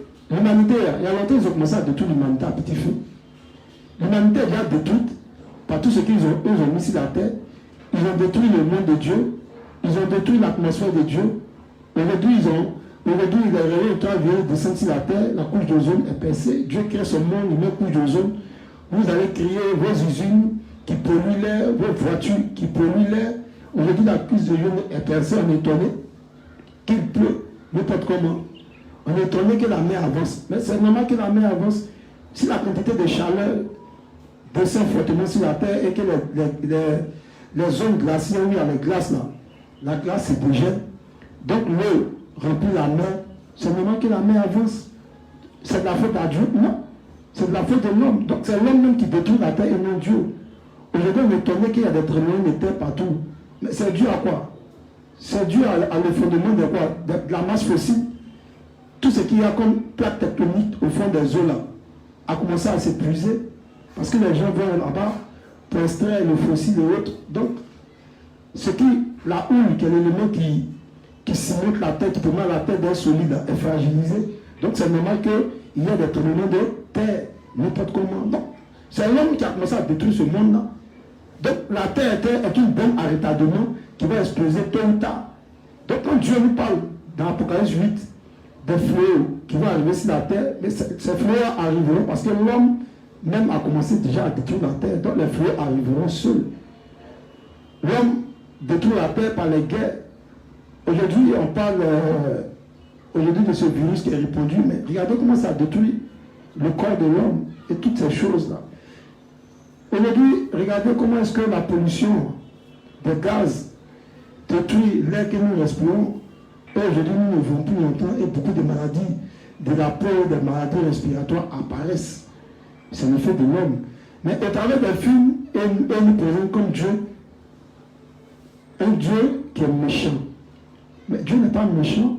Si Dieu était méchant, il n'est pas créé le monde, il n'est pas mettre les hommes à l'intérieur. Le vrai méchant, c'est Satan. Mais Satan, il fait quoi aux hommes qui les aiment? Il fait semblant de nous aimer, mais au contraire, il ne nous aime pas. Tout ce qu'il nous présente, au contraire, c'est pour nous tuer. Il tue non seulement notre âme au travers de la religion, mais il tue aussi notre chair. Il tue notre chair par tout ce qu'il a mis comme système, que ce soit la nourriture, tout ce que nous buvons, il nous tue à petit feu. Donc, Dieu voit ce monde en train de détruire à petit feu. Il n'a pas le choix qui est de venir achever ce monde qui est détruit et sauver les croyants. Amen. Donc, au travers des films, quand le juste regarde les films, il doit être capable de prendre ces films-là et de décider le message de Dieu. Souvent, à la maison, ici, quand je regarde les films, et je sais que ça ennuie ceux qui sont moi à la maison ici, mais moi, je sais pourquoi moi, je regarde nos films. Quand je suis là, ils sont obligés, c'est moi, ils sont obligés de regarder. Peut-être que je ne me lève pas, peut-être que je me lève, il m'a donné paf. Monologue épique. Ou bien quoi encore? Bon, vous devez avoir mon monologue, ça va aller quoi? C'est la même histoire. Le gars est pauvre. Ou bien le gars, le village, elle est pauvre. Il y a un gars qui quitte aux États-Unis, il voit la fille pauvre du village, il tombe amoureux d'elle, il la marie, c'est tout. Après encore, le monsieur est sa femme, il va chercher la femme du voisin, c'est tout. Mais demain, ils vont changer les acteurs, ils vont changer les titres. C'est les mêmes films, ils vont venir regarder encore. Dans Télé Noblesse, il y a quoi de bon? C'est toujours les mêmes histoires. Il y a toujours un groupe de pauvres, il y a toujours un groupe de riches. Et c'est les riches là qui assujettissent les pauvres. Et c'est le fils du riche qui tombe amoureux de la fille pauvre. C'est toujours la même histoire. Hein? Et la fille pauvre là, elle est le riche, les parents du riche ne veulent pas qu'il marie la fille pauvre. Ils vont tout faire pour la fille pauvre en prison. Bon, on a dit, ou bien le garçon pauvre, la fille riche tombe amoureux de lui. C'est les mêmes choses. On a regardé Ruby, la fille pauvre du quartier, qui est tombée fan de le riche, est tombé fan d'elle. C'est toujours les mêmes histoires. Mais quand le film passe, je suis tourné devant mon maman, nos soeurs, elles vivent le film. De là, tu l'appelles, elle ne comprend pas. Parce que sa conscience et son subconscient sont plongés dans le film. Son cortex est pris. Regardez, moi comme ça, j'ai mon enfant de 3 ans ici. Vous savez, les enfants à l'âge de 1 an, 2 ans, à partir de 2 ans, ils commencent à fixer tout ce qui est écran, tout ce qui s'allume.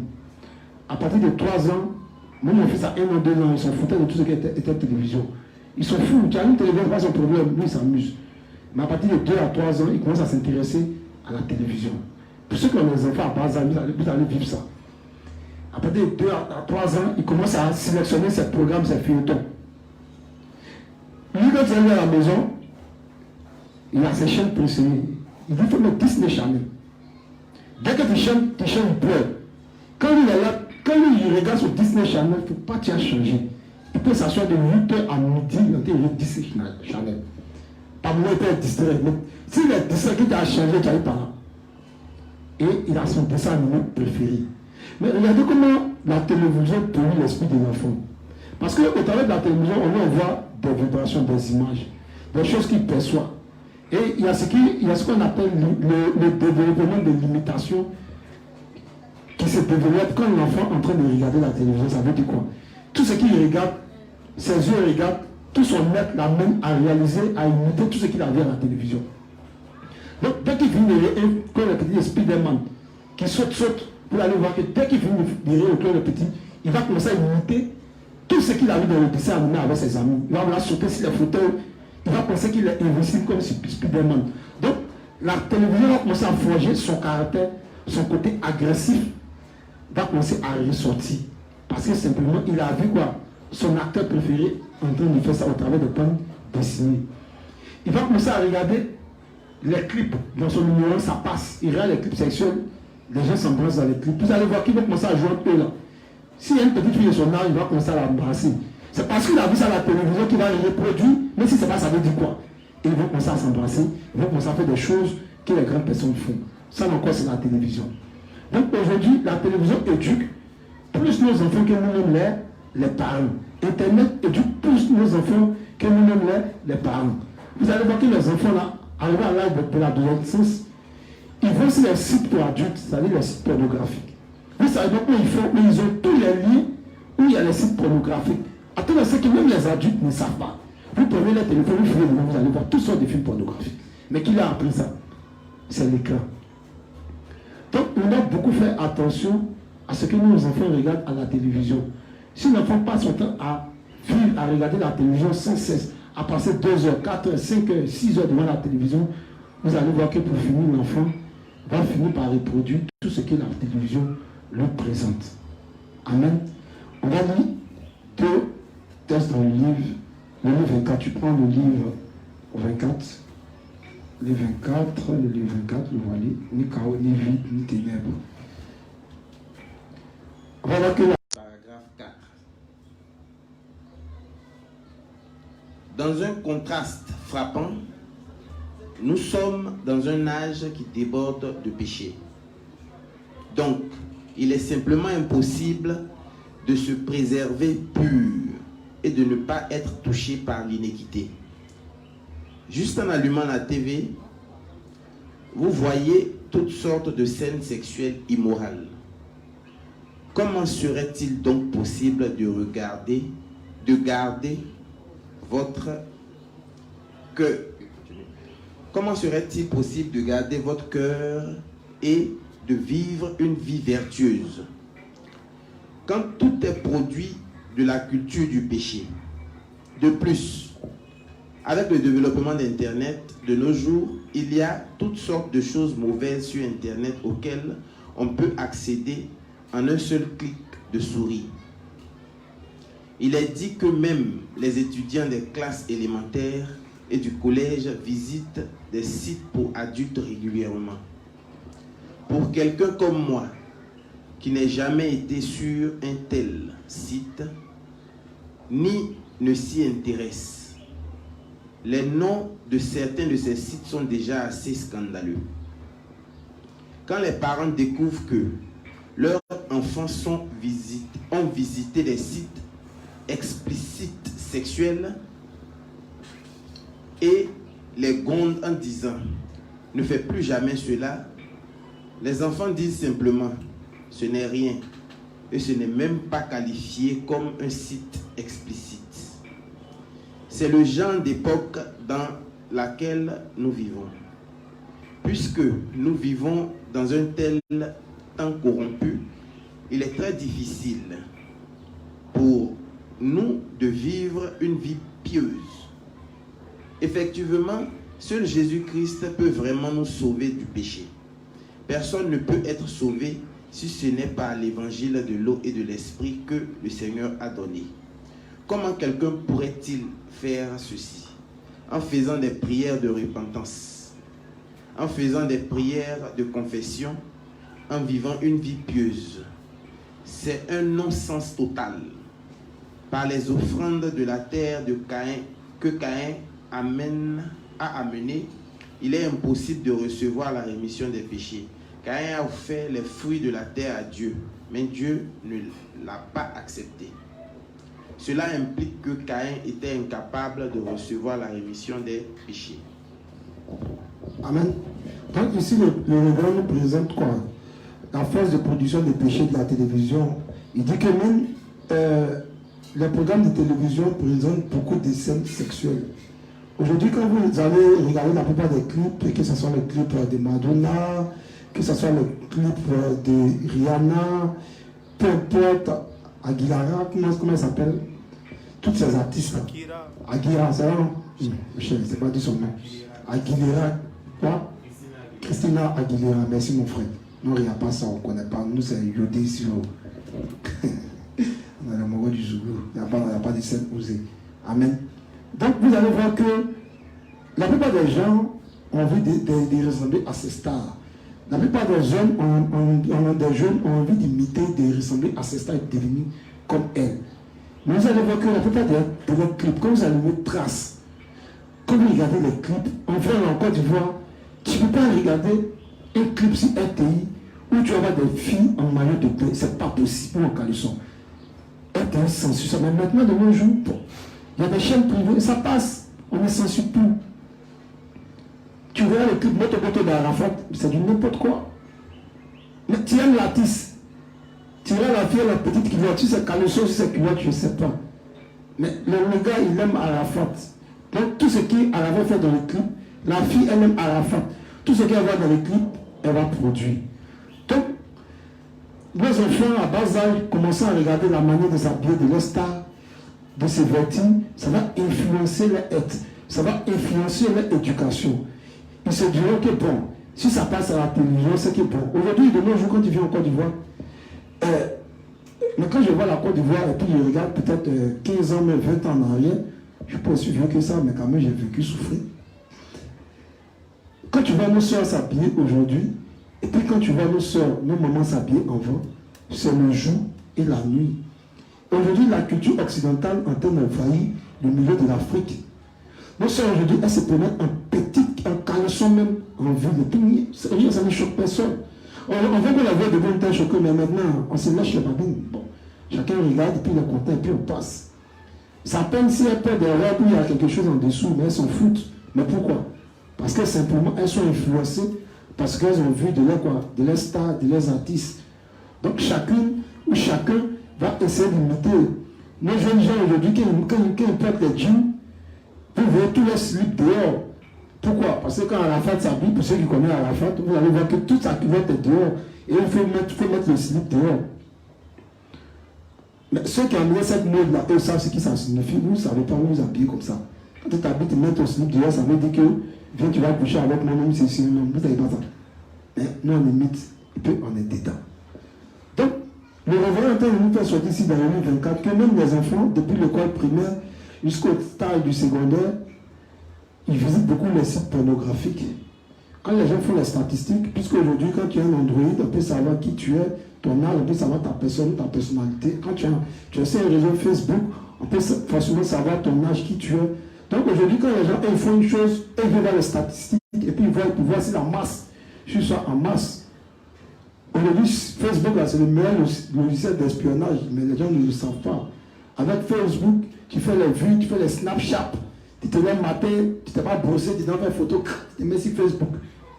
Tu te lèves le matin, aujourd'hui, vous allez voir la plupart de nos jeunes filles, aujourd'hui, les choses qu'on voit en Europe, là, elles font des vidéos où quand elles couchent avec leurs copains, elles se filment et puis elles mettent ça sur les réseaux sociaux.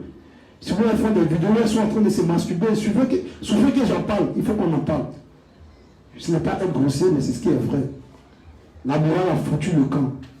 Dieu avait raison quand il dit que dans les derniers temps, les gens devenaient fanfarons, irréligieux, aimant le plaisir plus que Dieu. Et c'est ce que nous vivons. Nous sommes dans le temps de Noé. Donc la télévision aussi fait partie de ce temps de Noé, fait partie de cet instrument-là qui pervertit la conscience des jeunes, la conscience de l'homme. Internet et autres pervertit nos consciences. Aujourd'hui, tu n'as plus besoin d'aller aux États-Unis, tu es ici et puis tu vois la mode américaine, tu es ici et puis tu vois la mode française. Tu es ici et d'un clic, d'un simple zap, tu peux voir ce qui se passe à l'étranger, la culture de l'étranger, ce qu'ils portent comme vêtements, ce qu'ils portent comme marque. Tu veux t'habiller comme les Occidentaux. Si tu ne t'habilles pas comme ça, on dit que non. Tu n'es pas tendance. Tu n'es pas quoi? Tu n'es pas fashion. Tu n'es pas swag. Tu n'es pas quoi encore? Hein? Tu n'es pas quoi encore? Tu n'es pas zo. Tu n'es pas branché. Là, tu n'es pas choco. Et Allah, on souffre. Et tout ça encore, c'est l'influence des médias. Et c'est l'influence beaucoup de la petite boîte carrée qu'on appelle la télévision. Mais la télévision aussi même ne joue pas seulement un rôle de perversion, même si notre santé, elle agit sur notre santé, mais on ne le sait pas. Elle agit sur nos vues, mais on ne le sait pas. Aujourd'hui, la plupart des gens qui sont obèses, une étude a prouvé que la plupart des gens qui sont obèses au Canada et aux États-Unis, les enfants sont beaucoup obèses dû au fait qu'ils regardent beaucoup la télévision. il est assis là, tout son net est dans la télévision, il mange là, il regarde la télévision là. Donc ça fait que ça augmente sa quantité de graisse dans le corps. Donc conséquence, ça va créer plus tard des tensions, des AVC. Tout ça aussi, c'est le rôle aussi de la télévision. Donc ça ne joue pas seulement un rôle de pervertir la morale, mais ça joue aussi un rôle sur notre santé. Donc le révérend fait sortir le pouvoir de production de péché, la force de production du péché par la télévision. Et on va lire un dernier test, et vous allez voir ça, c'est que le révérend est toujours dans le livre 28, tu vas prendre le livre 28, à la page 313, et on va lire ça, et je crois que comme c'est le sujet, j'avais dit que c'est le thème de l'ouvrier Wilfried, je ne vais pas expliquer beaucoup de choses, simplement parler de la télévision de façon oisive, pour dire que la télévision nous éduque nous-mêmes en tant que parents, la télévision éduque nos enfants, donc nous devons faire beaucoup attention aux programmes télévisés que nous regardons. Et en tant que parents, nous devons nous atteler à éduquer nos enfants. Et même quand nous serons en train de regarder les dessins animés avec nos enfants, on doit être capable de rappeler ça à l'enfant, d'expliquer ce qui se cache dans le dessin animé, même s'il ne comprend pas aujourd'hui, de marteler son esprit sans cesse avec ça pour qu'il comprenne. Le 28, page 313, paragraphe 3. Livre 28, page 313, le paragraphe 3.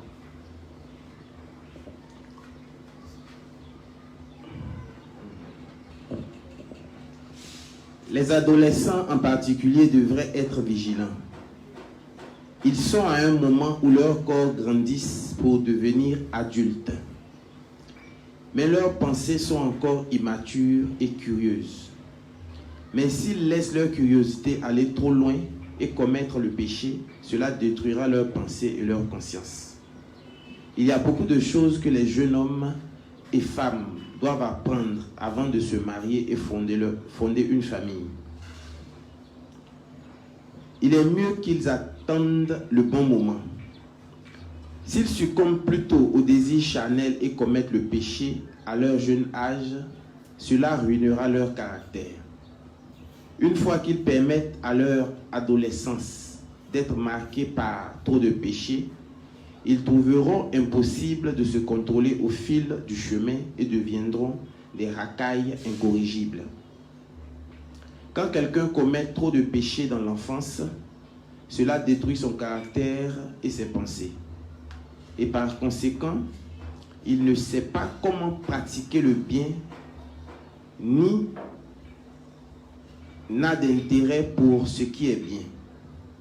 Donc, il est extrêmement dangereux pour un adolescent de céder aux tentations sexuelles et de commettre trop de péchés.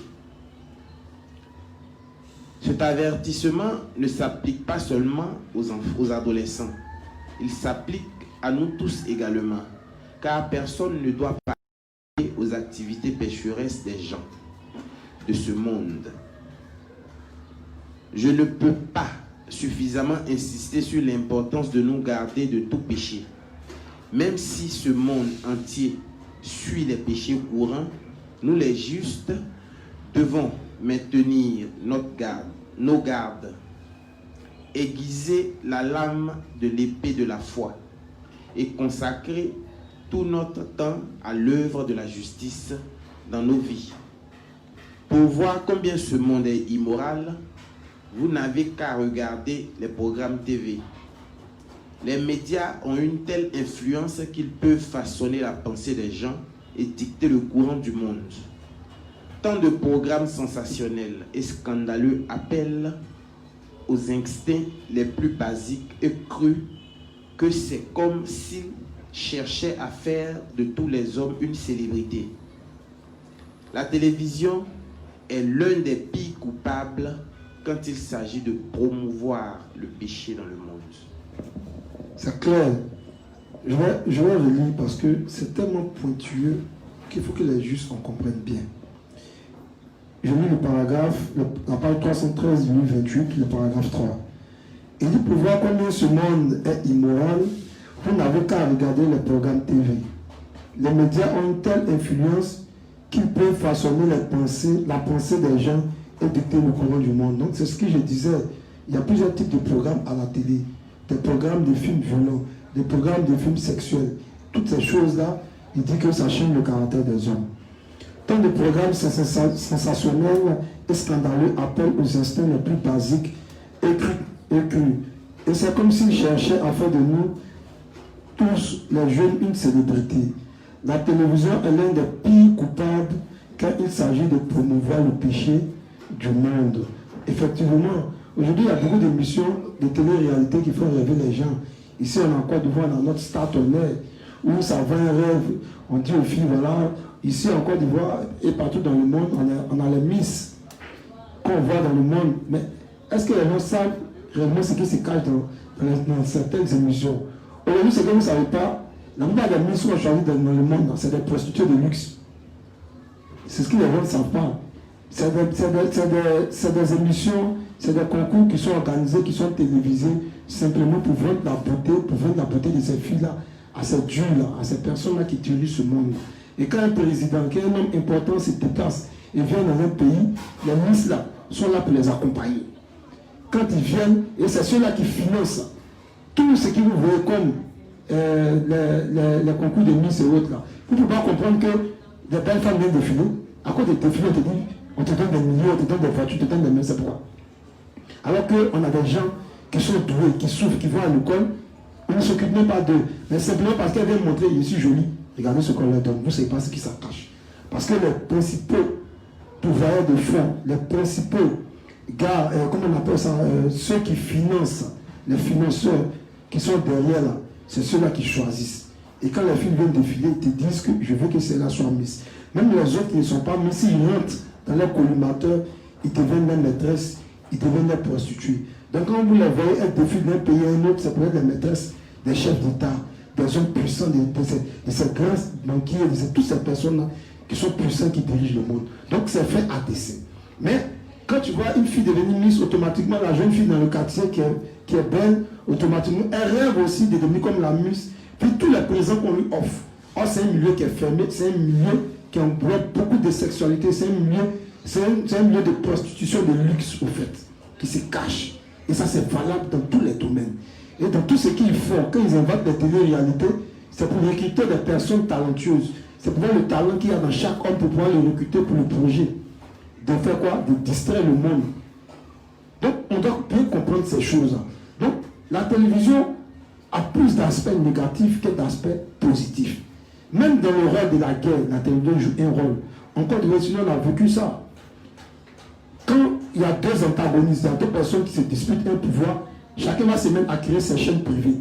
Et chaque chaîne privée va dire ce qui est bon sur son candidat, et chaque chaîne va dénigrer l'opposant. Et amener quoi? Nous les hommes, à quoi? À s'entretuer. À s'entretuer.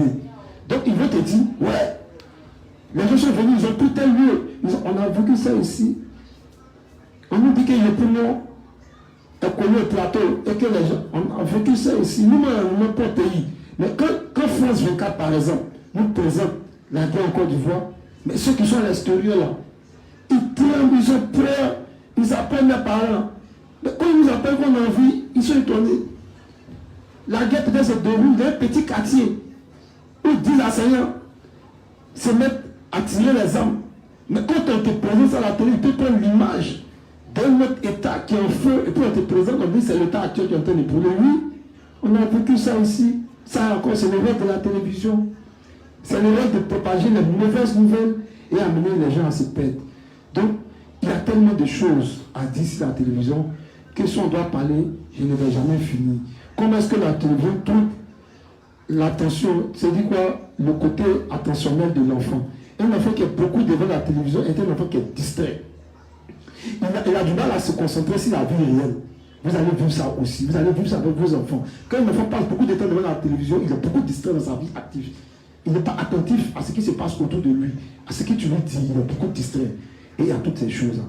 Donc, en un mot, ce que je pouvais dire, si le principe concernant la télévision, simplement, c'est pour dire que nous, les justes, nous devons regarder la télévision, mais nous devons savoir regarder la télévision, souvent pas c'est-à-dire de regarder la télévision à caractère évangélique.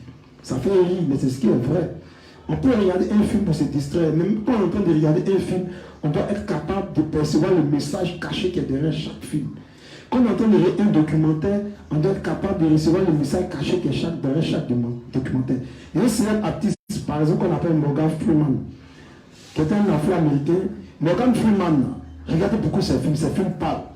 Ces films sont beaucoup diaboliques, sont beaucoup sataniques. Il fait une émission sur aussi Nat Geo, où il se promène de continent à un continent, d'un peu vers haut, pour parler de la religion, pour pouvoir, comment chacun conçoit le Dieu chez lui. Il va aller chez les Indiens, il va venir chez les Européens. Dans le documentaire, il te présente Jésus en venant, peut-être chez les Italiens. Il te présente le Bouddha en allant en Inde. Il va te présenter chaque divinité, mais en même temps, il ne va jamais te dire quelle est la divinité qui est vraie. Mais il pose toujours une question qu'il laisse. Il dit que ce soit Jésus, que ce soit Dieu, c'est qui est sûr. Dieu est un peu partout. Simplement, il ne va jamais te dire, selon lui, quel est le véritable Dieu. En un mot, ça peut présenter tous ces faux dieux-là à l'humanité sans pour autant redevenir le véritable Dieu. Donc, c'est une émission qui est faite pour dire simplement que chacun a le droit d'adorer le Dieu qu'il veut, peu importe le Dieu qu'il adore, mais c'est le même Dieu. Donc, c'est des choses que quand vous regardez, vous êtes capable de sortir le message satanique et de sortir le message divin, s'il y en a bien sûr. Et vous êtes capable de prendre ça et attribuer ça à nos vies. On doit être capable de prendre ça et attribuer à nos vies. Donc vraiment, soyons des justes qui rachètent le temps. Ne soyons pas seulement là pour nous distraire. Aujourd'hui, c'est de la télévision qu'on parle. Pour certains, c'est leur faiblesse derrière la télévision, mais pour d'autres, c'est autre chose. Donc chacun de nous a son péché, c'est ce qu'on appelle son péché mignon. Comme Paul pouvait le dire, que les péchés de certains hommes sont visibles. Mais pour d'autres là, on découvre ça plus tard. Il y a d'autres là, tu ne vas pas voir les péchés, hein, mais c'est plus tard qu'ils vont dire, ah, lui aussi fait ça. Donc chacun de nous a son talon d'Achille, chacun de nous a ses faiblesses. Donc on va prier Dieu, afin que nous aussi, Dieu permette que nous ayons nos chaînes de télévision. Mais nous, au travers de nos chaînes, plutôt que de distraire les justes et les pécheurs, ça sera pour restaurer la parole de Dieu, ça sera pour restaurer le monde de Dieu, ça sera là pour amener les gens à la conversion, au véritable venue de l'eau de l'esprit. Donc sur ce, voilà un peu ce que je pouvais dire concernant ma prédication d'aujourd'hui, pour dire que seulement que la télévision perd l'humanité, la télévision perd le juste, mais aussi que l'homme par essence est aussi méchant. Et que nos cœurs, nos attitudes méchantes sont le fait de notre héritage de péché. Mais il n'y a que dans la justice de l'eau de l'esprit qu'on peut être bon. Et agréable à Dieu, celui-là qui croit en sa justice. Et agréable à Dieu, celui-là qui croit que Dieu l'a sauvé de ses péchés. Et agréable à Dieu, celui-là qui vit pour l'évangile de l'eau de l'esprit. C'est ce, je m'arrête là. Que le Dieu de paix nous bénisse, qu'il nous accompagne tout au long de la semaine qui arrive, qu'il nous donne la force d'être riches spirituellement. Je salue tous mes frères de la diaspora, je profite pour saluer mon frère Akila, le frère Yann, je profite pour saluer ma soeur Laure avec qui je travaille, je profite pour fortifier tous les justes de ma zone et tous les justes de toutes les zones. Je remercie le Seigneur pour les serviteurs qu'il nous a donnés, de pasteur Paul Sion, de pasteur Targon en Côte d'Ivoire. Je prie afin que l'évangile progresse rapidement en Côte d'Ivoire et que tous les justes et toutes les églises des saints se donnent la même association, que nous faisons taire nos querelles, que nous abaissons nos comportements, nos voies mauvaises et que nous travaillons tous ensemble pour l'avancement de l'œuvre de Dieu. Que Dieu vous bénisse. Amen.